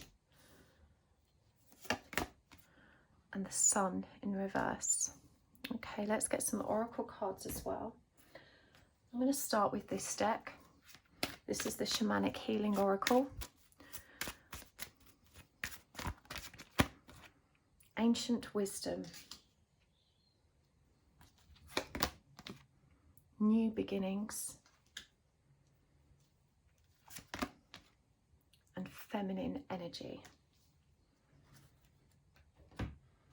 And from the Enchanted Forest Oracle, Aspen Spirit, Courage. And Hummingbird Spirit, Joy. Oh. And from the Messages from Your Animal Spirit Guides deck, we've got the Manatee and the Dog. So we'll get more cards as we go, but let's start with where we are. So looking at what the situation is that Spirit wants to address, this was undoubtedly a relationship that went awry. It's clarified here by the 7 of Pentacles, and I'm hearing the hardest thing to accept around the collapse of this connection was that you invested so much. You were so patient and you were so diligent and you persevered despite very frustrating, challenging and highly fluid set of circumstances. I'm hearing that you were dealing with someone that was largely emotionally inept. They were disconnected from their emotional self. And even though they could sometimes appear warm or friendly or even loving at times, this belied their true nature, which is quite cold. I'm hearing that this person that you were involved with had a really traumatic experience through childhood. It likely involved alcoholism and domestic violence. And they had learned to cope with life by detaching from their emotional body and just existing above their pain. And they actually demonstrated a great deal of strength and resilience to be able to do that. And this is one of the things that you may have found really attractive about them, that they seemed very stable and very sturdy and very capable of maintaining balance in their lives despite the adversity they have faced. However, you are a very gentle, very empathic, very emotional creature, and you may have found that you were a water sign and perhaps they had a lot of air in their charts, and so they definitely found you to be too sensitive. And of course you weren't, you were just more sensitive than them. But your sensitivity, your need for a deeper level of emotional intimacy and connection made them feel very uncomfortable. With the Magician in reverse here, I do pick up on a lot of narcissistic traits. This person very much try to repress your sensitivities and try to invalidate your feelings. They may have gone out of their way to make you feel like your emotional grievances were destructive, that they were imbalanced. The Tower here, followed by the Three of Swords, suggests to me that despite a very long relationship in which I'm hearing you never really trusted them, they did eventually confirm your worst fears and left you, probably for somebody else. And with the Page of Wands here, I'm hearing that it may have been someone much younger than you, which also, you know, if this occurred at a time in your life when you were, you know, feeling the burden of aging and not as confident about your appearance and yourself, this may have been a really brutal double blow for you to experience. What the universe is saying to me is that actually, as hard as this is, there's no smoke without fire. And there were multiple incidences over the years in which you suspected them either being unfaithful or deceitful. Some pretty hard evidence was presented to you, but this person being, I feel, a covert narcissist. I feel like if most people would perceive this person as actually being quite a nice person, they seem very softly spoken, very gentle in their presentation, not the normal arrogant, charming, cocky energies that we associate with a narcissistic energy. But for me, their covert narcissism was much more insidious to your very delicate self-esteem, because they consistently caused you to question your own integrity. Every time you suspected them, they would accuse you of being crazy, of being paranoid. They would have made you feel like it was you that was the problem. And this was all kind of added up to you being very, very angry and very, very low in self-esteem. It feels like it just crushed you in such a complete way. I'm getting suicidal tendencies and pretty extreme depression would have arisen for you as a result of this interaction. And again, I feel like this was a long-term partnership that actually, you know, maybe there was a proposal of some kind, but there was never actually a formal marriage or union. It was almost like they continued to dangle that carrot of stability and commitment, but never actually delivered it to you. We've got the Queen of Wands reverse here, and it says here self-doubt and jealousy. And I feel like, you know, even though jealousy is not a healthy energy, sometimes the intuitive sensation of recognizing something is awry or amiss in a relationship feels like jealousy. And in the times that you would have felt this, and it may have been very justified given the evidence or the circumstances that presented, again, you were the one that was the villain. You were invalidated, made to feel paranoid and destructive and crazy for continuing to rock the boat of this connection by questioning them and their faithfulness. What's really perverse about this is I feel like even though they were the ones that created all the smoke, that actually they also judged you very harshly and assumed that you would also cheat. This person may have been unreasonably cold and possessive around your own interactions with other people.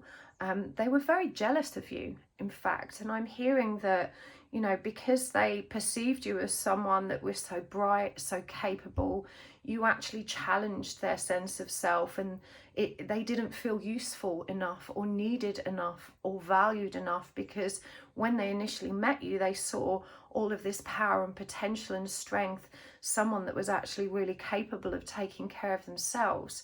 But you're all about mutual interdependence. You know, you can be very empathic and caring as well as taking care of yourself. But they felt threatened by this because of their own very fragile ego.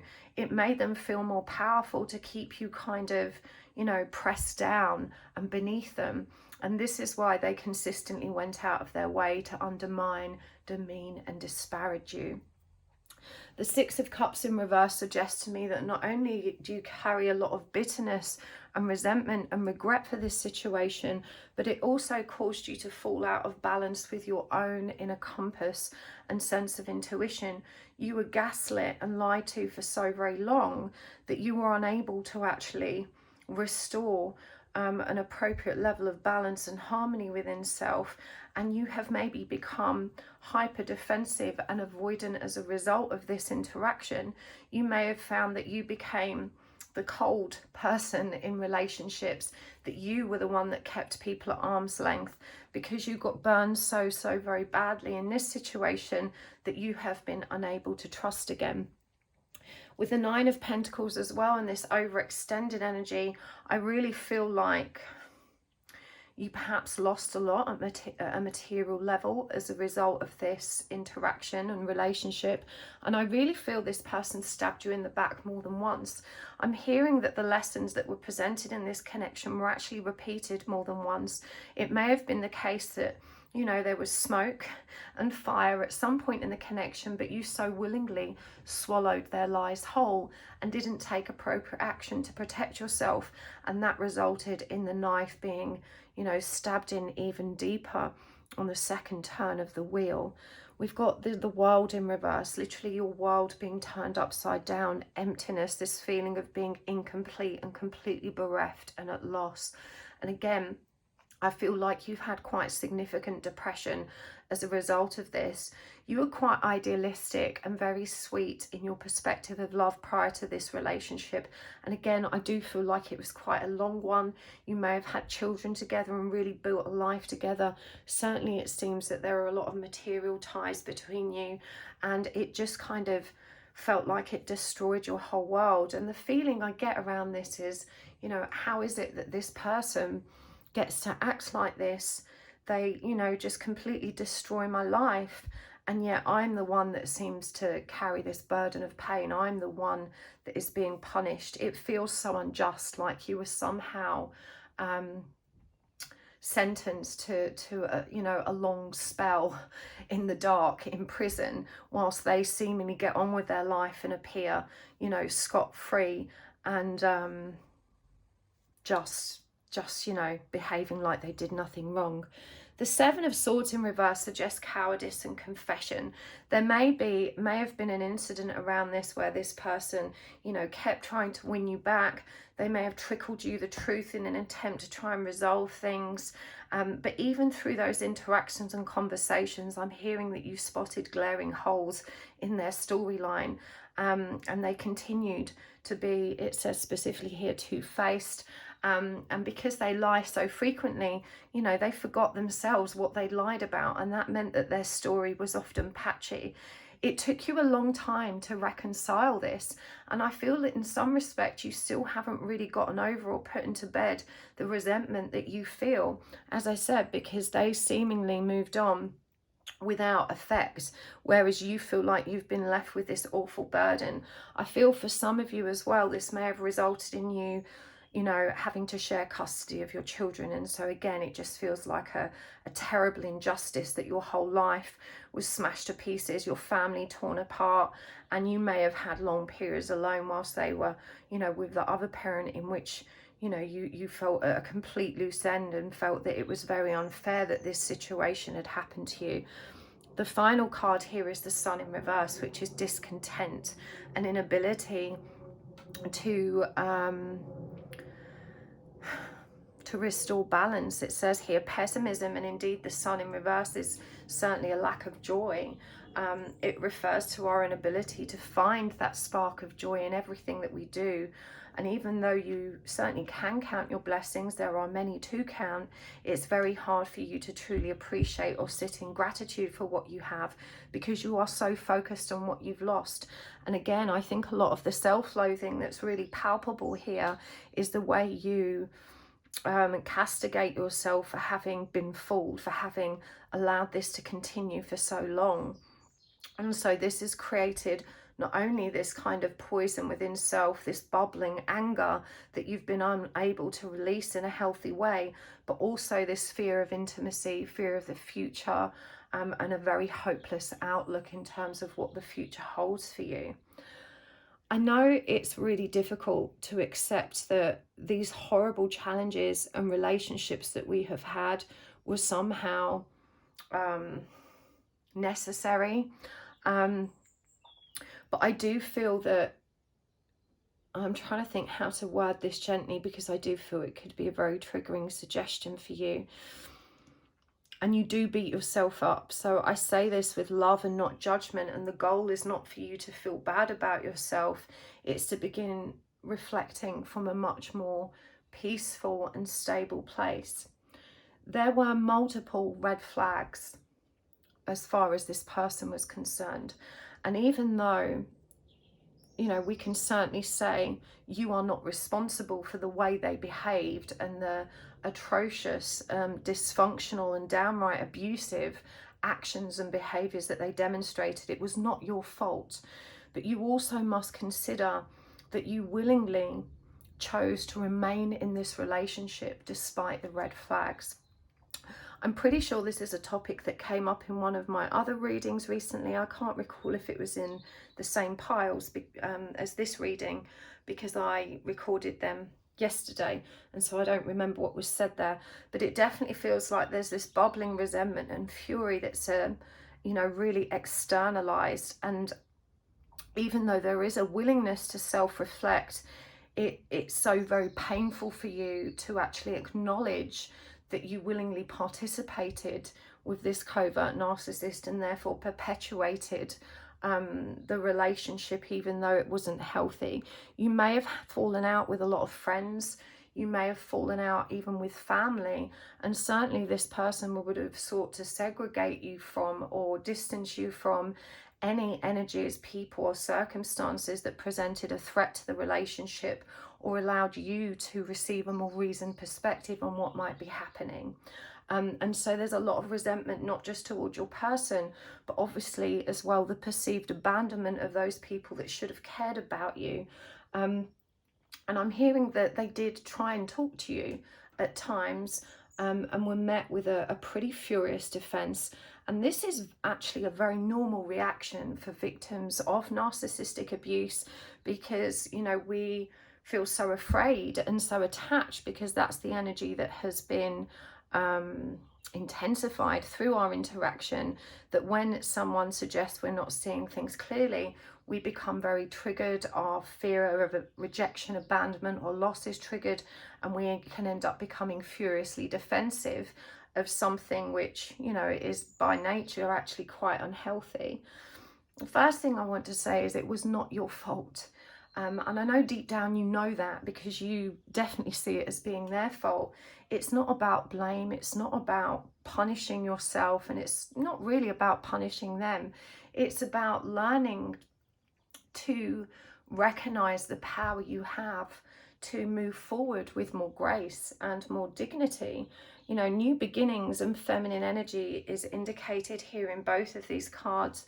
The butterfly that presents here, I'm pretty sure this card did actually come up in a different pile, but of course butterflies are symbolic of metamorphosis, and we can actually see in this card that there is this kind of very real, it's probably a branch, but a block between that transformation occurring and the weight of the watery energy there, which represents the emotional body above it. There's a very real bridge that needs to be crossed in order that you can really process this grief and move to the other side of it. And I feel like you have probably sought conventional talking therapies and tried your very hardest to transmute the rage and the discomfort and the injustice that you feel, but there is definitely still an energy here which continues to poison your own sense of well-being, and also I want to say exacerbates your inability to grow beyond this and to move forward towards a healthier, happier connection. As we discussed earlier, it definitely feels like there was a tendency towards pushing other people away, not trusting them, judging too harshly. And that's understandable because you don't feel safe. But you can feel safe again when you focus on coming back into alignment with your own truth and restoring your own sense of personal integrity. This is when you can actually really start to move forward.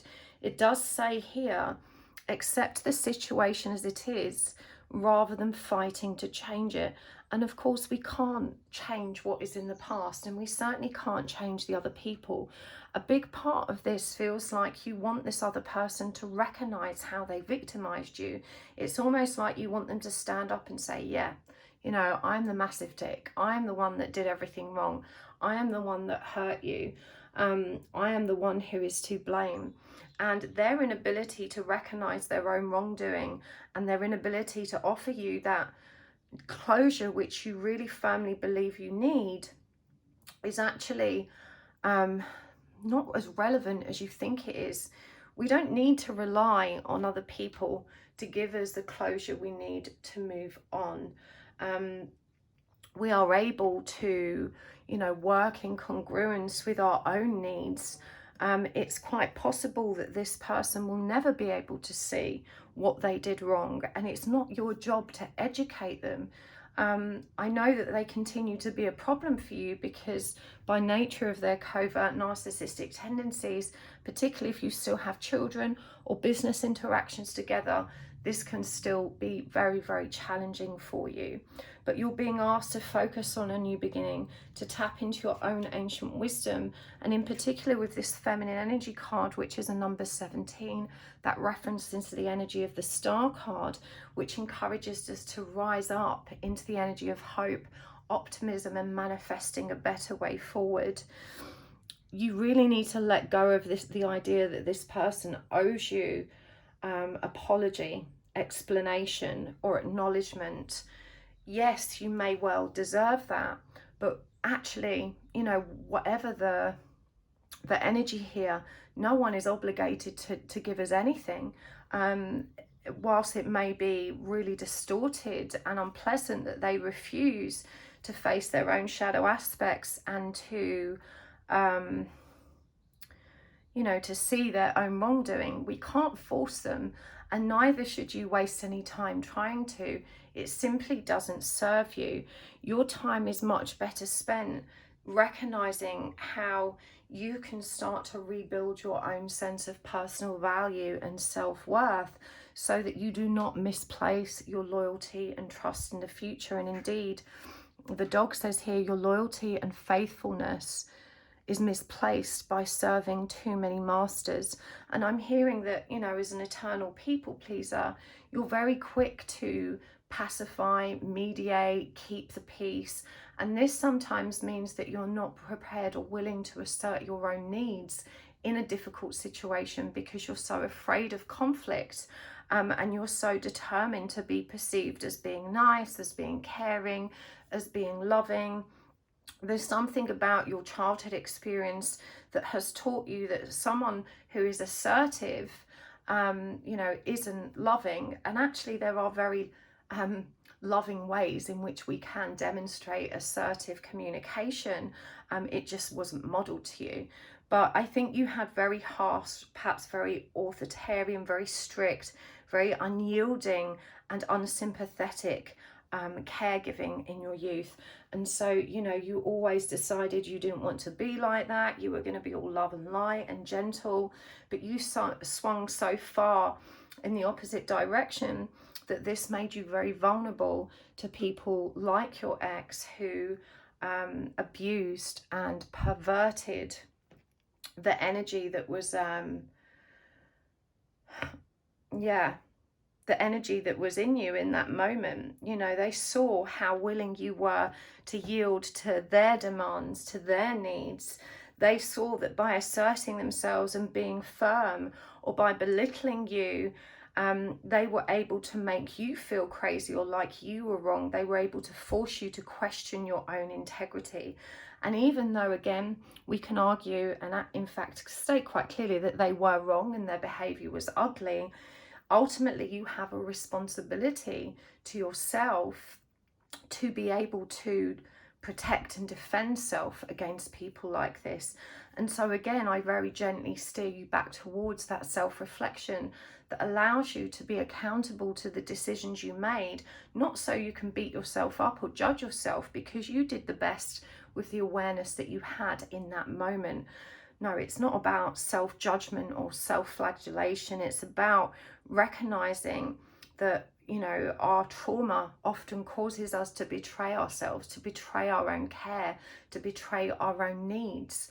Usually that's always rooted in fear. And so, you know, for you to move on and to become more empowered, to release this self-doubt and this imbalance and this really destructive sense of disappointment and discontent, you know, you need to return to a state of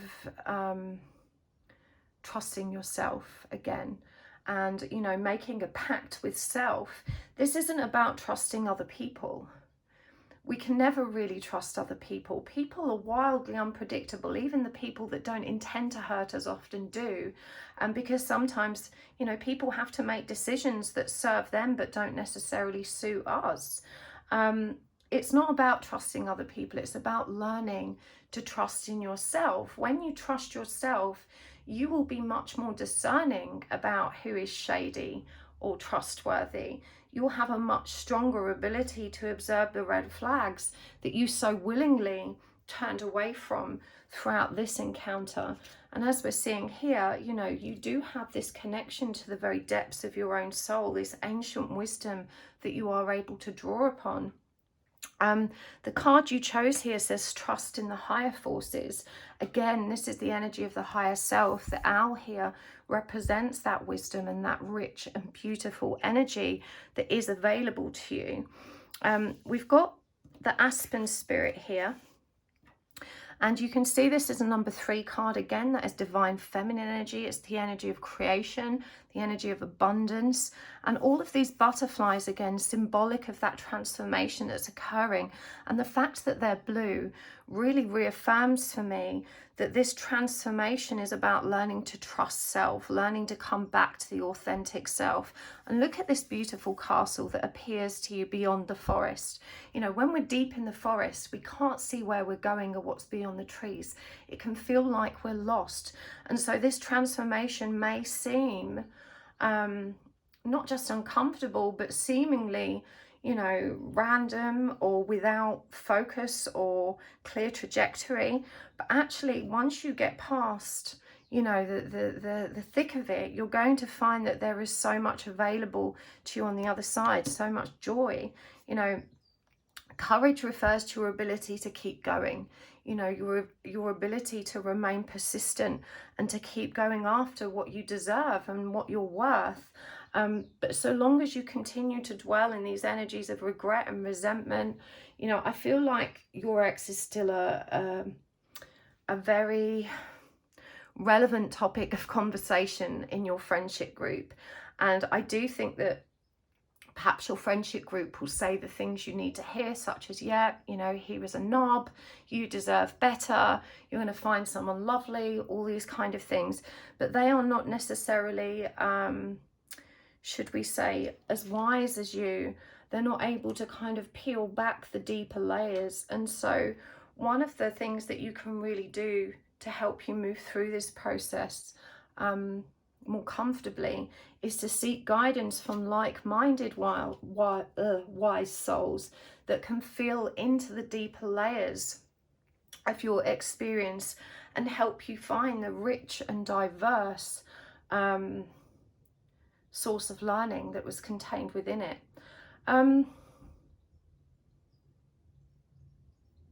I'm hearing that by nature you are actually quite humble, that you actually have an ability to self-reflect, but sometimes you do it in such a way that it is just too destructive to your own psyche.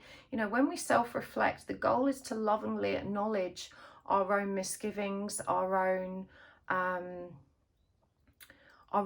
acts of self-betrayal, our own mistakes, so to speak.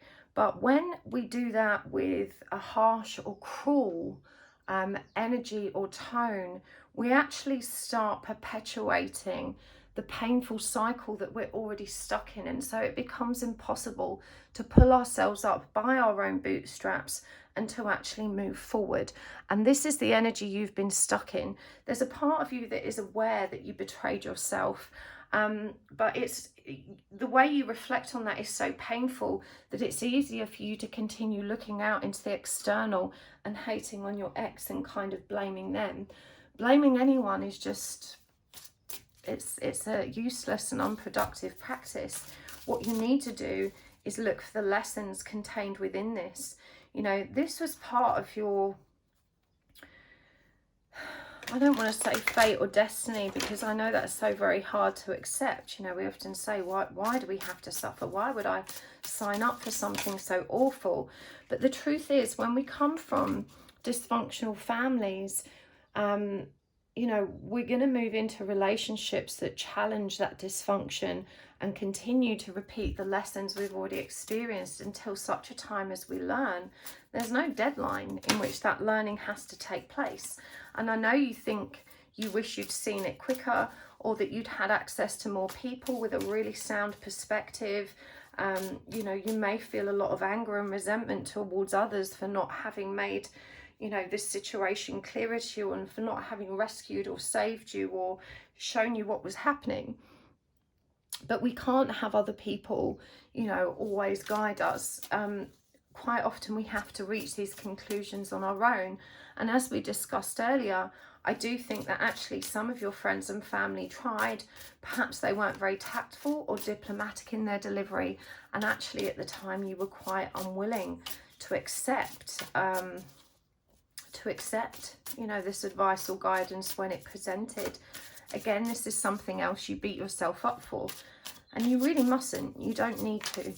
So let's see what the guidance is for you. I'm going to use this Healers of the Earth Oracle. The clock is ticking. Time to act. Preventable loss or a deadline. Round and round. Scatteredness, aimlessness, repetition. The law of balance. Harmony, equity, and avoiding extremes. The dining table. A date, social gathering, or nourishment.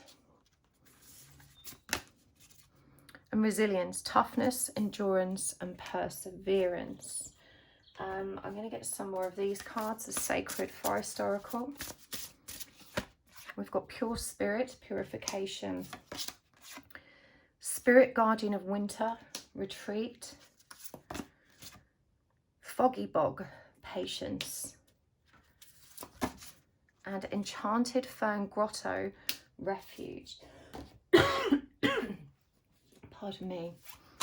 And from the messages from the Spirit Animals deck, the Zebra. This one comes up such a lot lately. The Cheetah. And the Rattlesnake. And from the Charms,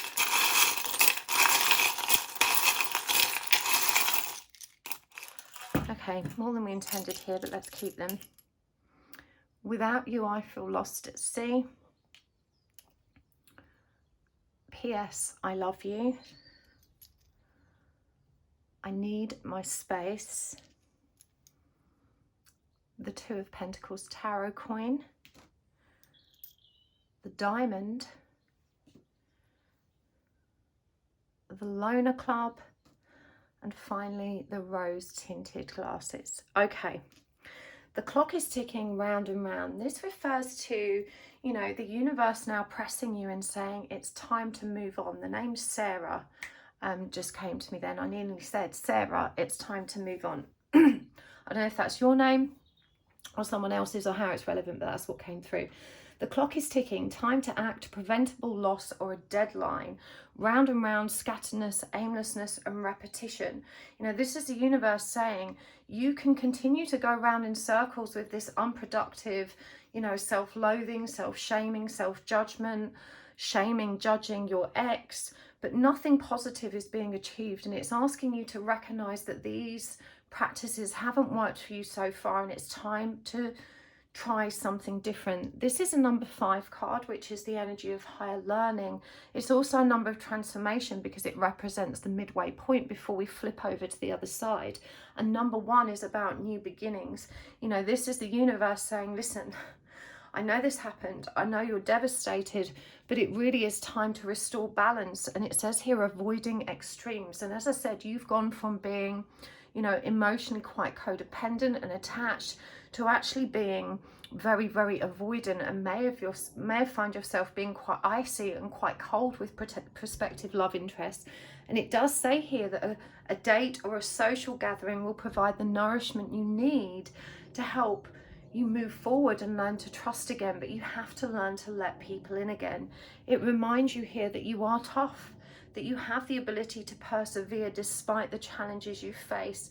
You need to now purify all of these ill-dignified emotions that continue to poison your state of being and your ability to rise above the challenge and adversity that you face.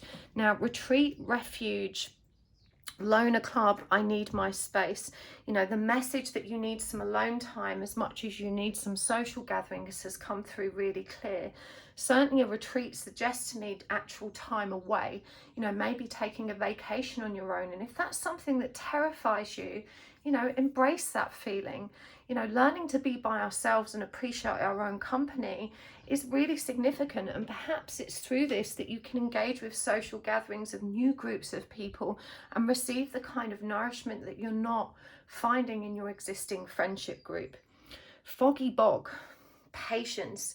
This is a number 18 card. It's connected to the energy of the moon, our intuitive ability and the fear that surrounds that.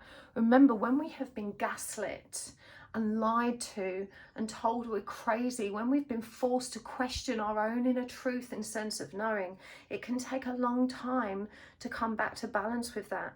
You may have found that you're having some kind of spiritual awakening or opening of your psychic awareness right now. In fact, I believe that was always there, but the person you were with made you feel crazy for having those experiences or talking about it. But you know, things may be foggy for a period of time. It takes time to come back into balance and to learn to trust ourselves and to learn to trust the experiences we're having. Again, you're being asked to seek refuge. For me, there's a powerful suggestion of nature here as well as being an appropriate refuge. And actually, nature is so grounding. When we're out in the wilderness, we are not distracted or compromised by the chaotic energies of other people. You know, the earth has a very neutral and beautiful grounding energy that we can truly find purification in. And so you definitely need to get out there into the wilderness. Let go of your fear and know that you are safe and protected at all times. I'm hearing you scoff at this one because you feel like the universe hasn't protected you, like the universe subjected you to this horrible relationship and seemingly horrific turn of events. But as I said, without this experience, you would not have had the opportunity to return to yourself in the way you have now. And for those of you that do have children, suddenly finding yourself not parenting half of the time, or, you know, not being able to be fully present with your children all the time, I personally understand how hard that is. I too went through a similar experience, but you're being guided to remember that, you know, that time is also sacred, that this is giving you a gift, a blessing in order to reconnect with self. And if you were a young parent like I was, maybe you never had that time. I also remember feeling completely grief-stricken. I'd been a mum since I was 19, and suddenly half the week I wasn't a mum anymore. And I partied hard. You know, I engaged in lots of very destructive, very distracting behaviors because I didn't know what else to do with myself. It took me a long time to wake up. Maybe you have experienced something similar. Regardless, the point is, during that time alone, whether I partied, whatever I did with it, I had time to focus on me and me alone, which was something I hadn't ever had before. Or, you know, in your case, you may not have had it for a long time. there's always a silver lining. You know, every sacrifice has its pros and cons. It's never all bad, and you must resist the pessimistic perspective of seeing it as such. Get clear on your intentions, stay focused, and move quickly to achieve your goal. You know, you have to stop focusing on what's gone wrong and start deciding how you want to live, how you want to grow, and how you want to move forward. The rattlesnake says the experiences that you're presently going through are an initiation into fulfilling your purpose as a healer. Remember, the snake is a powerful symbol of creation. It references our abilities to transform. And again, you know, perhaps you're intended to be a shamanic practitioner. I'm noticing how jungly this looks. Maybe you need to head to Peru or Machu Picchu or the Amazon. Connect with these indigenous cultures that work so closely with the wisdom of nature. Certainly you were always drawn to a spiritual practice and you've repressed it most of your life, predominantly because of this relationship. Yes, it's tragic that it's collapsed, but you're free now. You do need that space, and you are loved. You know, the universe is saying you were not being punished. I know you feel lost without this person. Perhaps you hit the bottle and felt like you were drowning, but it's time for a change. The rose-tinted glasses are off. This means you can start living freely and in more congruence. You are a diamond in the rough. You need to trust that you were always meant for greater things, and now you are free to seek them. I really hope this has helped Pile 3. If you would like to join me for the extended, because this resonated for you, you can find the link for that in the description box below. But thank you for joining me here. Thank you for hitting the like button, for your beautiful comments. Thank you for subscribing today. Don't forget to make a note in the comments of which pile you watched. YouTube has a habit of recommending the video to you again at a later date. If you've made a note of which pile you've watched, you'll know which one not to choose next time. And don't forget to check out my website. If you would like to learn with me, there are a variety of classes available. You can find me at happysouls1111.com. Sending you lots of love, and I will see you next time. Bye. Hello, Pile 4. Welcome to your reading. You have chosen the Bree-Shaded Jasper and the Hyde Tarot. Now, today we are asking, why did you have to go through this? There's actually been a gap between me preparing piles 1 to 3 and this one because I've been unwell. I'm better now. I had a throat infection, but this has also given me a lot of time to really reflect on the depth of this question, because they were very intense readings, piles 1 to 3, and I don't doubt that this one will be as well. I think it's also very triggering potentially to assume that our suffering, our tragedy, our crisis, and the painful incidents that we've experienced were somehow purposeful or intentional, an intentional part of our destiny or fate. But you know, it's one thing all human beings have in common. Everybody suffers, and we can't, you know, be whole and love who we are while simultaneously hating our past and what we've been through. Carrying resentment and regret and all of the painful emotions that arise when we experience tragedy and trauma is simply not healthy for us. And learning how to come into peace and acceptance of these things that occurred is a vital component of our feeling good and, you know, evolving.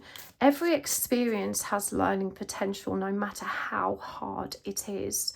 And I do firmly believe that to a degree we do choose, you know, a lot of the experiences we are going to have. Earth is definitely not an easy school to be a part of. Us humans are made of tough stuff to be here evolving our souls in this way. But I really hope that through this reading I can help you understand you know, the purpose of the experiences that you have had, and to find a greater level of acceptance and peace, which allows you to heal and become more whole and in congruence with your truth. These aren't easy readings, you know, this is your trigger warning. They are deep, but I think they're very necessary, and I'm very honoured that you are willing to allow me to read for you in this way today. I'm very honoured to be here sharing this guidance with you, because it's as much for me as it is for you. You know, the wisdom comes through me and not from me, and I benefit just as much as you do from what is shared. So let's get this show on the road. I'm going to give these a good shuffle. Whilst I am, please take a moment to just take a nice long deep breath and center yourself, to drop down into your heart space, and just to allow yourself to find that peaceful stillness. Set the intention that you're ready and willing to receive the messages you need the most. Now is also a really good time to ask the universe for a sign. And a sign can be anything at all. It's just a way for the universe to help affirm the messages that are coming through for you. Just trust whatever pops into your head first. It might be an object or an animal, a place or a song. It could be a god, goddess or deity, a flower, anything at all. There's no right or wrong. So let's do this. I'm going to draw some cards first to help me understand the context of the situation that Spirit wishes to address with you. We're going to be using the Oracle cards and charms, and of course there will be an extended reading today as well. This is the High Tarot, which was actually created by Dan Francis, who is illustrating my Oracle deck for me. It's a beautiful deck that actually also works as an Oracle deck. You'll see as I draw cards. But if you would like to pick up the first edition copy of this, there are still some available. I'll pop the link in the description box below. So pile 4, why did you have to go through this? And what do you need to hear today to help you make peace with your pain? The first card out is Judgment in reverse, the Peacock. The 5 of Wands, the Goat. The 8 of Swords in reverse, the Cactus. The Magician, the Altar. The Horse, which is the Sun card. And the 5 of Pentacles in reverse, the Eye. And clarifying these, the Star in reverse, the Angel. The 6 of Cups in reverse, the Relic. The 4 of Swords in reverse, the Moss. The 10 of Swords in reverse, the Egg.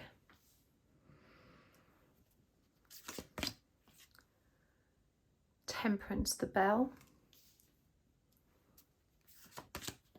And the Queen of Cups, the Owl. Just going to get some oracle cards here as well. We're going to start with the Shamanic Healing Oracle. Emotional release. It's all good. And abundance. And from the messages from your Animal Spirit Guides deck, the Penguin and the Boar. And from the Sacred Forest Oracle, Air Spirit, Knowledge. And the Dragon, Power. Okay. I'm going to start with this card that you chose. This is the Medicine Mother. Honor your inner knowing. And what I'm hearing above all else is that you do have the power to heal self. I know that at this point in your life, you're finding this really difficult to believe, pile 4. There's very chaotic and very painful energies here. I do believe this reading has found you at a time when you are certainly at a low ebb. And as I said, the first message that's coming through here is that you need to trust in your ability to self-heal, and also trust that this situation can be healed. It can and will be. And you just need to stay true to your healing path.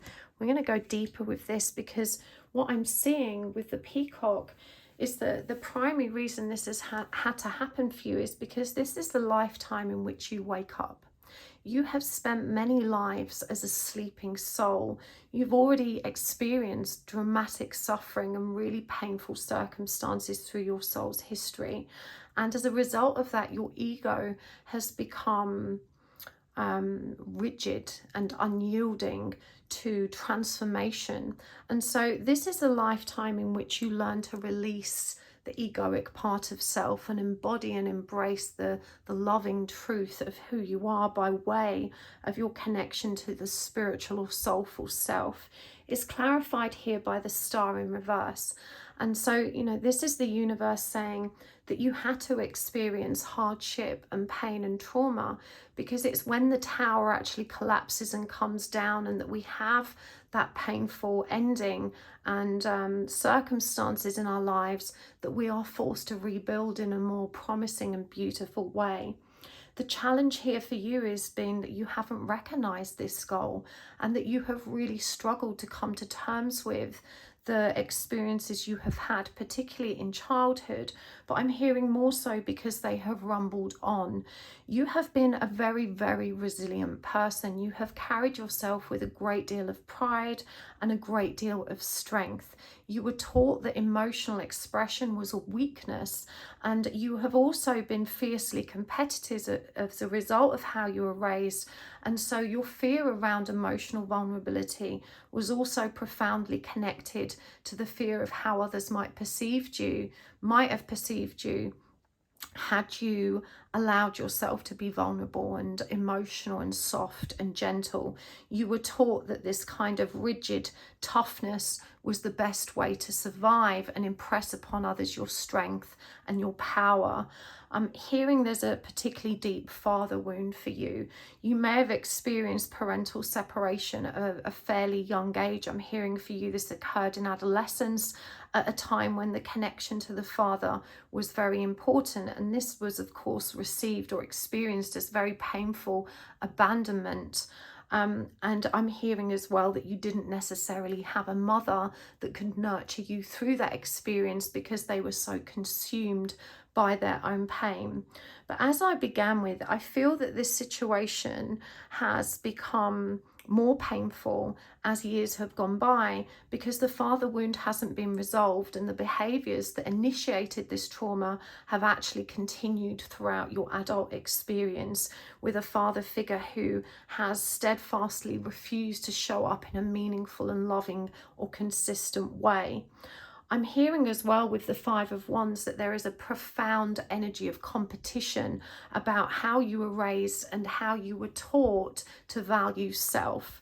I believe that the father figure here was deliberately focused on your performance in many areas. It could have been sports or school or an academia or some other such hobbies, but they drove home the message that in order to be accepted and loved, you had to perform and compete and win, and that if you weren't competing and winning and standing out and being the best in whichever situation you found yourself in, that you weren't worth something.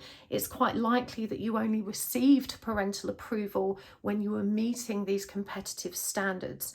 And so you have spent much of your adult life competing in every which way.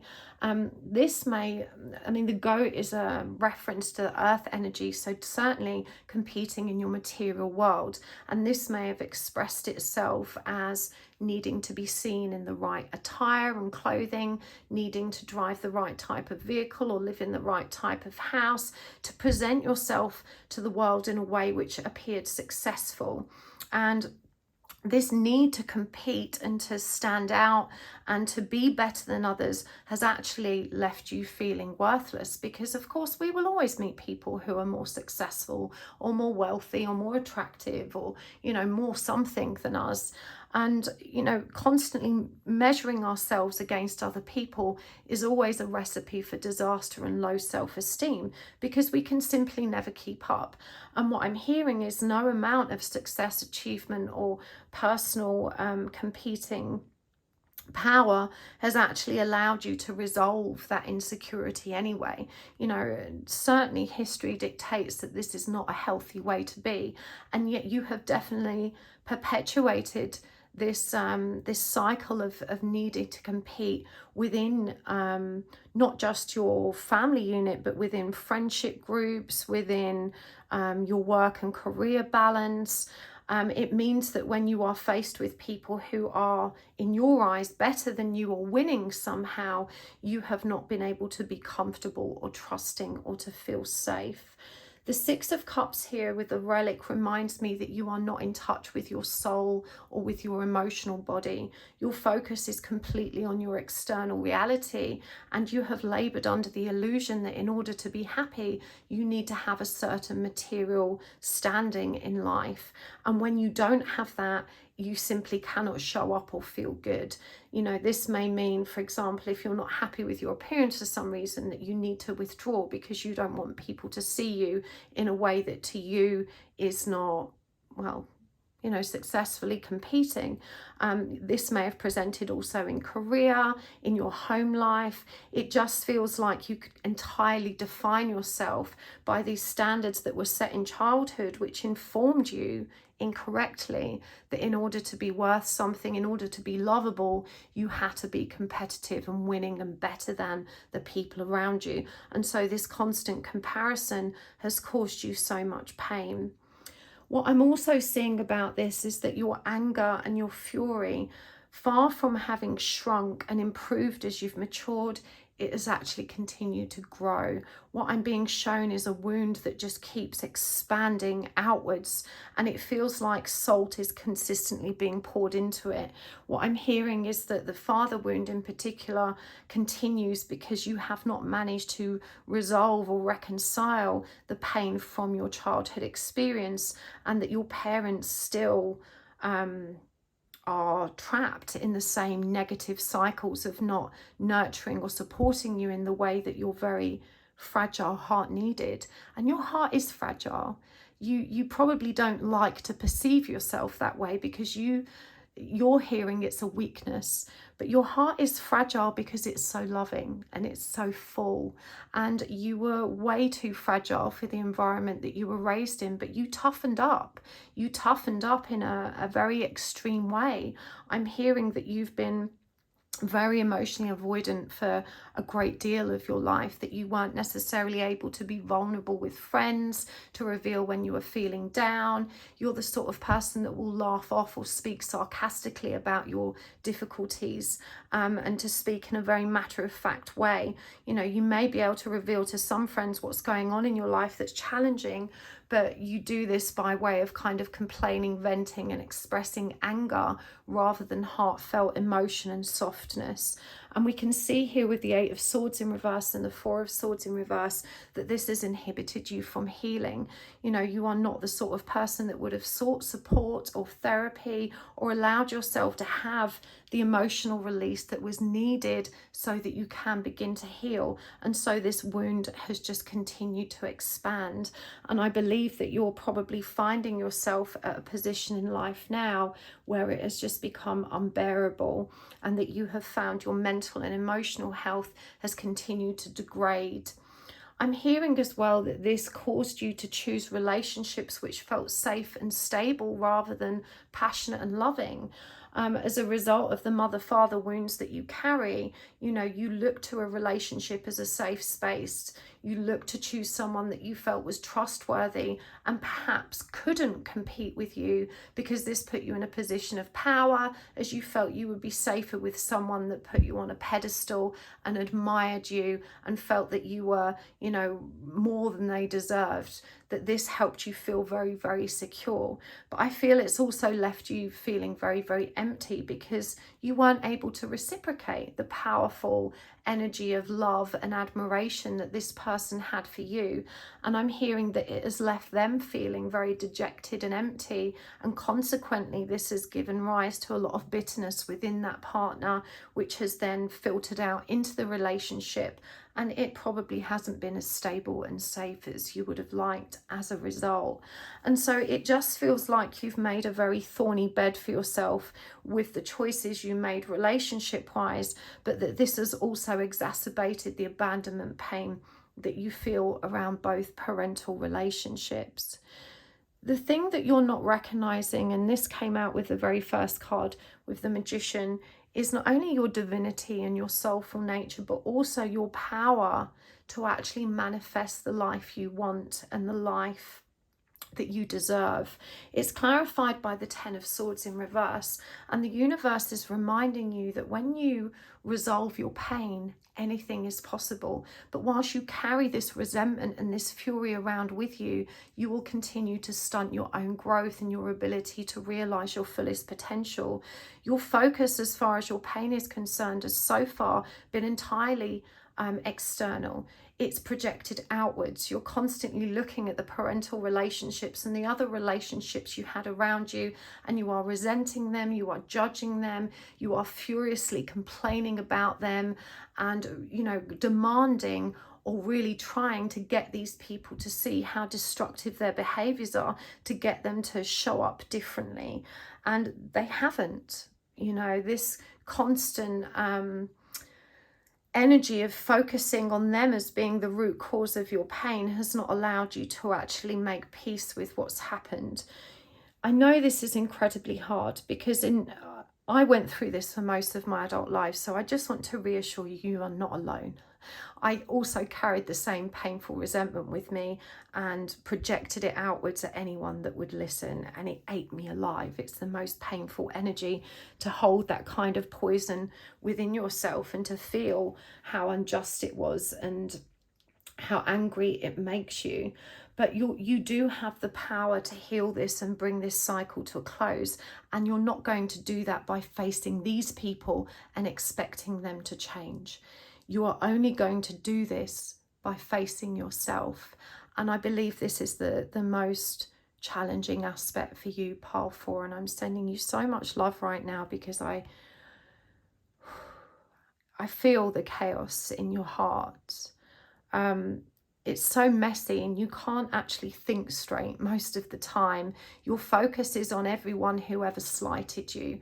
And you know, yes, I need to validate that and to explain to you you're allowed to be angry and it's okay to reflect on how people have hurt you.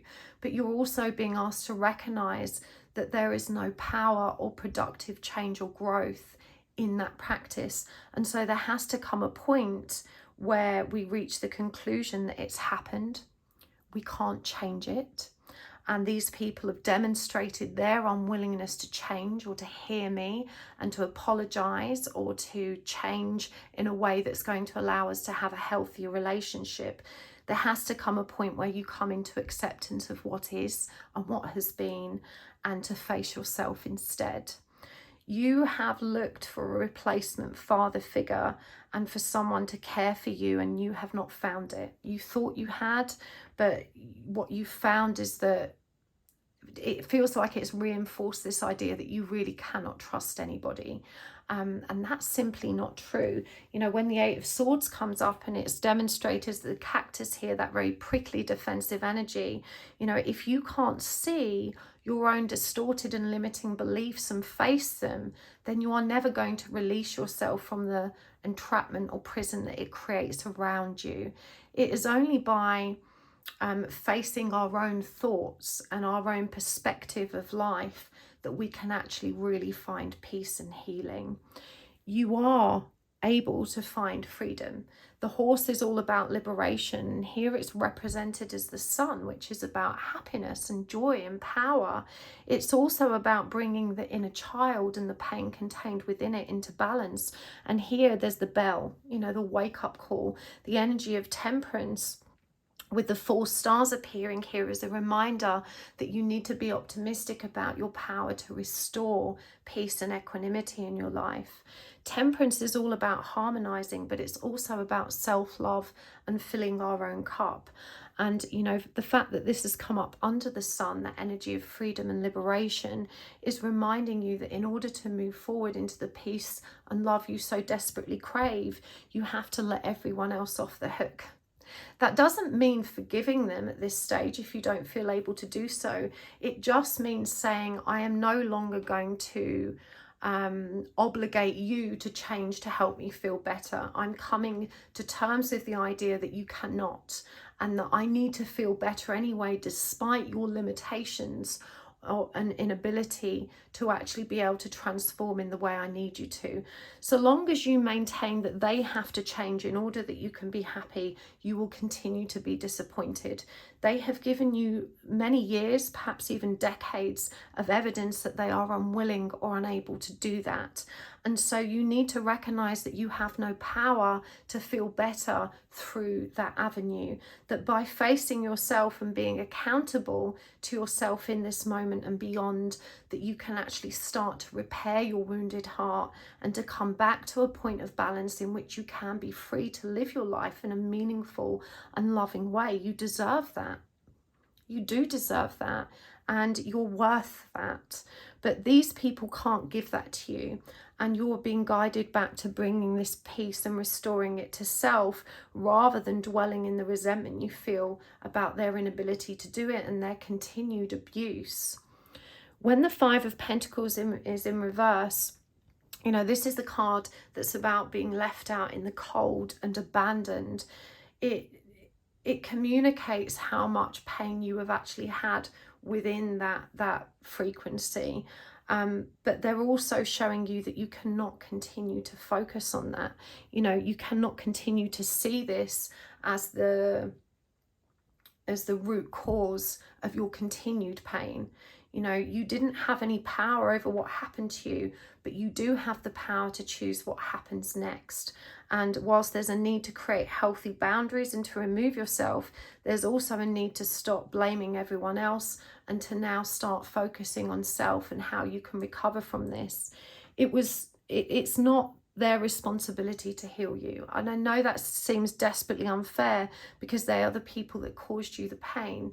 But it's always our own responsibility to take care of ourselves and to work with the energies that are presented to us. And by allowing yourself to believe that only they hold the key to your healing and your happiness, you are actually disempowering yourself from receiving it. It's clarified here by the Queen of Cups. You know, this pertains to that medicine mother energy, this deep and rich emotional wisdom that you have access to inside of yourself that you're refusing to acknowledge. You know, you don't necessarily see yourself as someone that's emotionally coherent or strong. And this is because you have avoided your feelings for so long. But I'm hearing that as time has gone on, that has become harder and harder because, of course, the emotional body has been in so much pain that it's become like a pressure cooker that's begun to explode in every direction. Again, this is why we see this energy of emotional release. I want you to know, powerful, that it's okay, and you are going to be okay. It is safe for you to face your emotions. You really do need to move towards a more healing focused trajectory that doesn't include the people that hurt you. As I said, it's about leaving them behind in the past and being able to say, okay, from here on, it's on me, and I'm going to make it my utmost priority to take care of myself. As I said, you know, you were educated from birth to compete, to judge, to demand, you know, to think and communicate in terms of what is worthy and powerful and successful. And so you're expressing your feelings in terms of how other people have treated you and what they have done to you, while struggling to understand that what you want or need in the moment, you know, is up to you, you know. And also that how we ask for this support also has to be balanced. When our demands are unhealthy or they're about threats, coercion, shame and judgment, you know, they're never going to yield the result we want. Shame and judgment doesn't nurture the energy of transformation. But above all else, you've got to recognize that your competition isn't with other people. You know, your competition is with you and your ego and the unhealthy thoughts that you continue to dwell in that keep you stuck. Yes, the people around you haven't changed, but not everyone is defined by their past or how people are treating them. We have a choice to choose how we react to it as adults. And I'm hearing even that suggestion makes you very angry because, you know, you feel very entitled to be resentful and furious, and you are. You're allowed to feel that way. I'm not denying you the right to feel aggrieved about how these people have treated you. And I'm certainly not saying they were right or that you were wrong. What I'm saying is that from here on, it is your responsibility to resolve that within self, and that you cannot do that by demanding that they give you something they're unable to give you. It's all good. You need to trust. This is number 18, the energy of the moon card.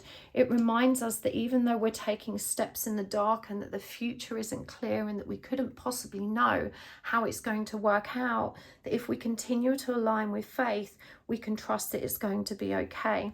And again, it says the period of darkness that you've been experiencing is now passing. You know, abundance is highlighted here, but the boar asks you to face your problems head on with courage and confidence, and you will emerge victorious.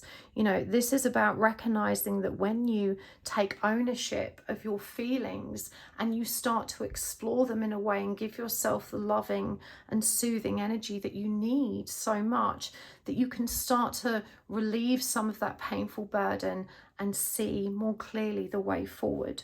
You do have this power in you. You are a magician. You're an incredibly powerful manifester. You definitely stood out in your family as such. You know, this energy of competition that was delivered onto you definitely has its silver linings, because it taught you how to be resilient and determined. It taught you how to, you know, really go after what you want and to perform and do your best. But it has taken on an ugly energy because you cannot help but compare yourself to people in every which way. And it's this that has caused you so much pain. And I'm hearing, particularly within the family unit, you're looking at how they all interact with each other. And there is a great deal of jealousy that the other people in this equation seem to be getting something that you're not and that you feel you deserve. And again, it's rooted in this competitive energy of you know, not winning or being somehow second place or sidelined. It's incredibly painful for you to lose in this way. But you need to also think about what you're competing for. It was never healthy in the first place, and you certainly don't need to win it. And your inability to have it in the way that you want it isn't a measure of your worth. It's not even a measure of what you deserve. It's a reflection of those people's limitations and their distorted way of interacting and thinking. And they get on better with one another than they do with you because they are cut from the same low vibrational cloth. They can't see what you can see. They can't feel what you can feel. They don't have the same depth of understanding about love, and so they're quite happy in their toxic little bubbles interacting. And so because they're not challenging one another to grow and change in the way that you're trying to challenge them, they get along better. But again, you mustn't keep wasting your energy trying to get them to grow and change. Your focus now needs to be on your own growth and change. Again, the numbers here are 1 and 11. Remember, we started this card with, this is the life in which you wake up. You wake up to your true power, your true wisdom, and your own divinity. And this is such a magical card. It's called knowledge, but what we're seeing is a journey represented. And this beautiful boat that's featured here is a swan. And swans are creatures that mate for life. But here we see just a single swan. It reminds us it's actually called a demi-swan when we see one swan on its own. You know, it's literally so unusual for swans to be solitary that we refer to a single swan as only half a swan, a demi-swan. But you can see here that she's sailing above the trees. She's ascending or growing above her earthly experience, and she's moving away from the clouds. You know, air spirit refers to the mental body. This is reminding you that you have access to knowledge, not just through your soul's wisdom, but through your current experience. One of the things that set you apart when you were growing up is not just your ability and, you know, determined effort to compete, but it was your ability to acquire the knowledge you needed to win. You know, as I said, there was a silver lining in those lessons, as painful and uncomfortable as they were, because they taught you to learn and apply what you learn, and they taught you to be relentless and determined in achieving your goal. So the problem here isn't that you don't have the skills or the tools with which to transform and become happy. The problem here is that you are not prioritizing the right steps forward. When you turn all of this powerful competitive energy to just towards self, to competing with self, to bettering self, to receiving the knowledge you need to win at being happy, make you being happy your priority, your first and most important project. If you can win at that, you can win at life. And you don't need to compare yourself to anyone else, because we are all on our own paths. And I assure you that most people aren't comparing themselves to you in the way that you think they are. Because you were raised with such a competitive streak, you've also laboured under the illusion that everyone's competing with you and needs to be better than you, is trying to get one up on you, is trying to slight you. And this has also caused you so much pain, so much suspicion, so much paranoia. It has really affected your ability to have close and intimate relationships, not just with family, but with friends and loved ones. And most people aren't competing with you in that way. And the people that love you as you are. They don't need you, to compete or to be a certain kind of person. I'm hearing you have got some really lovely people around you, but you are unwilling to allow yourself to be close to them and to be vulnerable with them. Dragon power, this represents that fearness that is waking up within you. And look here at this lady, the way she is sprawled on the floor with this moon seemingly growing from her abdomen.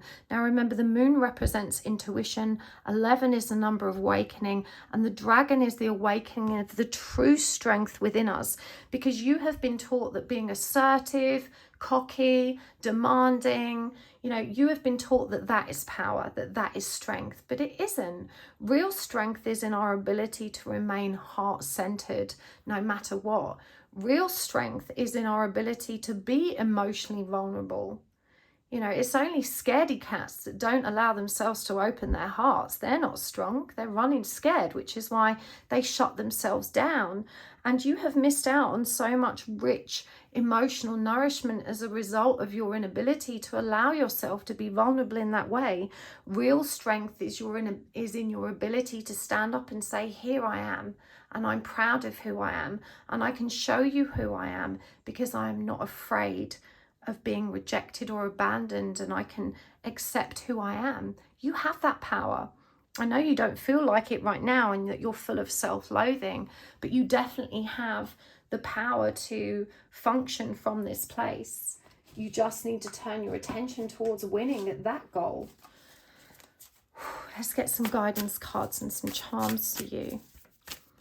You are such a fierce person already, but you just need to find the fierce power in your gentle nature and recognize it's always going to be stronger than a loud voice.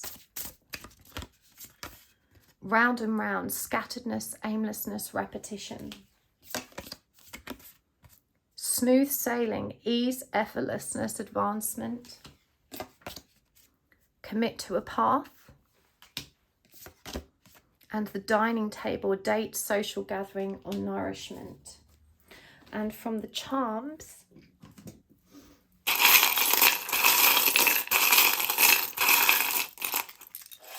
oh, okay, didn't mean to get that many, but we've got lots. Fake news, bitch spray, the bumblebee, the Game Boy,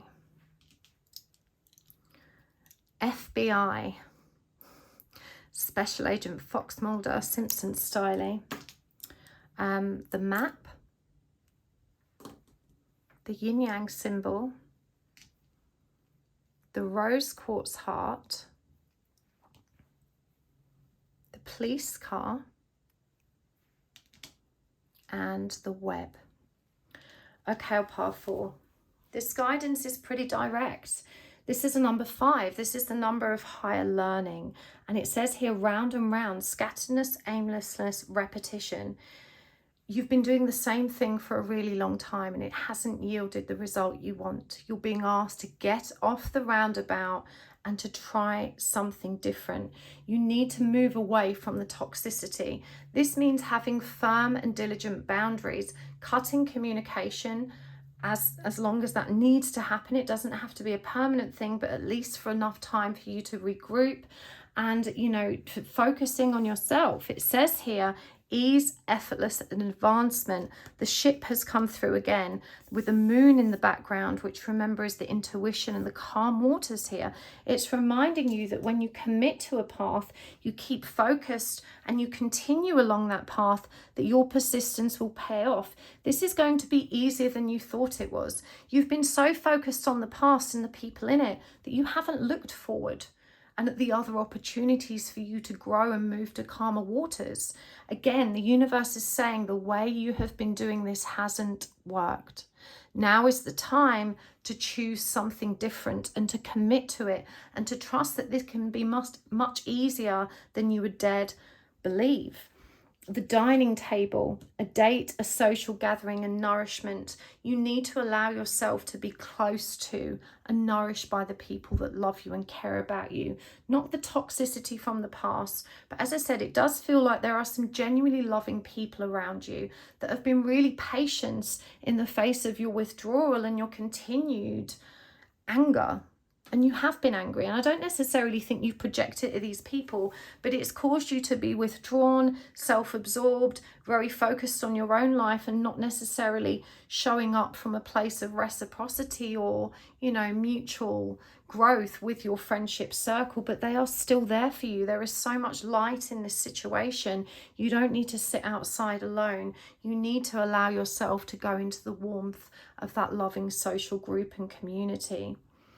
There's something that you're telling yourself that isn't true. This fake news, not only has it come up around this round and round, but it's come up next to the bitch spray. And again, you don't have to be this tough, hard-faced person. You know, you don't have to repel people by, you know, showing them from the get-go how hard and assertive, you know, it's almost like a warning. Don't mess with me, I'm tough, you know, that keeps people at bay and is intended to, you know, to stop people from taking advantage of you. But what it does is alienates you. You know, you need to allow yourself to get close to people. Stop telling yourself that isn't safe. I understand why you'd think it wasn't safe, because you've been burned, and your attitude, well, as if my own parents and family can burn me, how can I trust anyone else? If the partner I chose that seemed safe and stable had burned me, how can I trust anyone else? And these are valid questions, but you have to bear in mind that not everyone is the same as these people. The world is full of arseholes, but it's also full of lovely people. You know, it's not just as fixed in one toxic place as you would allow yourself to believe. You know, the bumblebee is about collective. It's about the way we can work together to really do brilliant things and to support one another, you know. But there are no games in love. These strategies that you've had to keep you safe have actually kept you apart. They've kept you stuck. They've kept you lonely and you know, feeling like you are alone, and you're not. You don't need to be alone. You're not the only person that hasn't had supportive parents. It's actually something that many of us have in common. And you need to recognize that there are like-minded souls out there that not only understand how you feel, but have also found peace within that and learned to carve out a comfortable and supportive life for themselves. And you can have this too. The FBI badge and the police one is interesting to me. The download I got as soon as I pulled these is, one, you need to be very careful about who's listening to you, because I'm hearing that in your fury and your resentment, you have sometimes behaved in ways which aren't representative of who you really are, and that this could be used against you if you perpetuate these behaviors. Someone is definitely keeping a close eye on you with a view to sabotaging you. And I was nervous about saying this because I understand how paranoid you are about people anyway. Certainly if you're investigating someone, it's just not worth it. You need to let it go. But you also need to be aware that your own behaviors are being watched, and that if you act in a way that you feel is, you know, I guess if you think it's a retaliation, you were allowed to act that way, but other people might not necessarily see so. These energies are about authorities, and there's a caution here about being very careful about vengeance, about vindictiveness, about lashing out, certainly in a physical way. If you have resorted to violence or feel like you want to, or some kind of criminal damage, or sneaking around, invading people's privacy. There's something about this to do with an investigation, either yours or someone into you.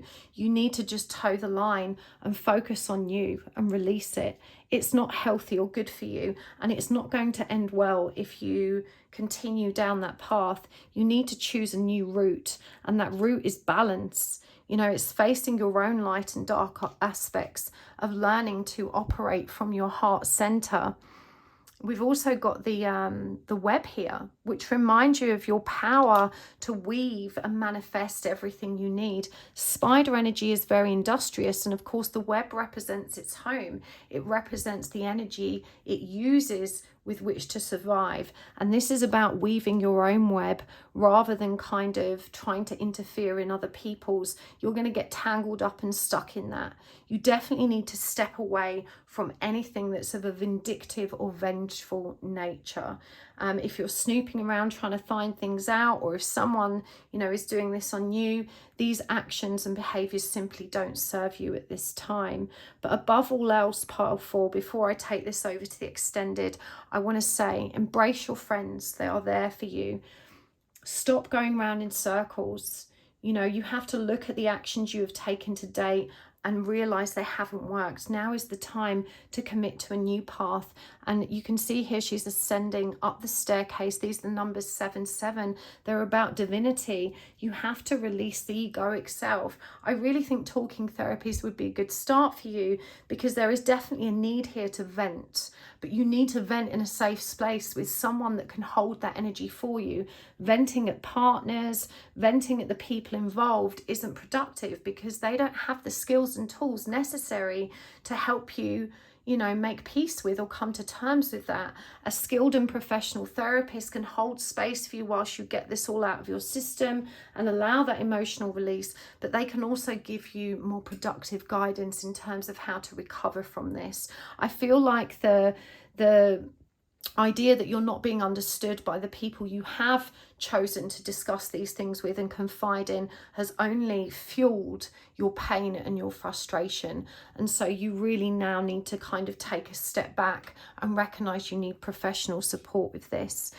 I'm sending you so much love, pile 4. I just want to reassure you again, you can and will get through this. You are so worthy and deserving of a brilliant life, and you are going to have it. Believe me, you are. I know what it feels like to be in this kind of dark and this kind of anger and pain. And if you can't see the light at the end of the tunnel, then allow yourself to trust in the light that I found, because I couldn't see it either. I really couldn't, but I did find my way to it. And here I am today feeling much better about life. You must trust that you can too. I'm going to take this over to the extended. The link is in the description box below. If this has resonated, you can join me there. We're going to go deeper with the guidance. We're going to get as much messages and information as you need. In the meantime, thank you for seeing me here. I appreciate you sharing this space with me. Thank you for hitting the like button, for your beautiful comments. Thank you for subscribing, and thank you for engaging with my commercial adverts and content. That really supports the growth of my channel, and I appreciate it so much. I'll see you next time. Bye, pile 4.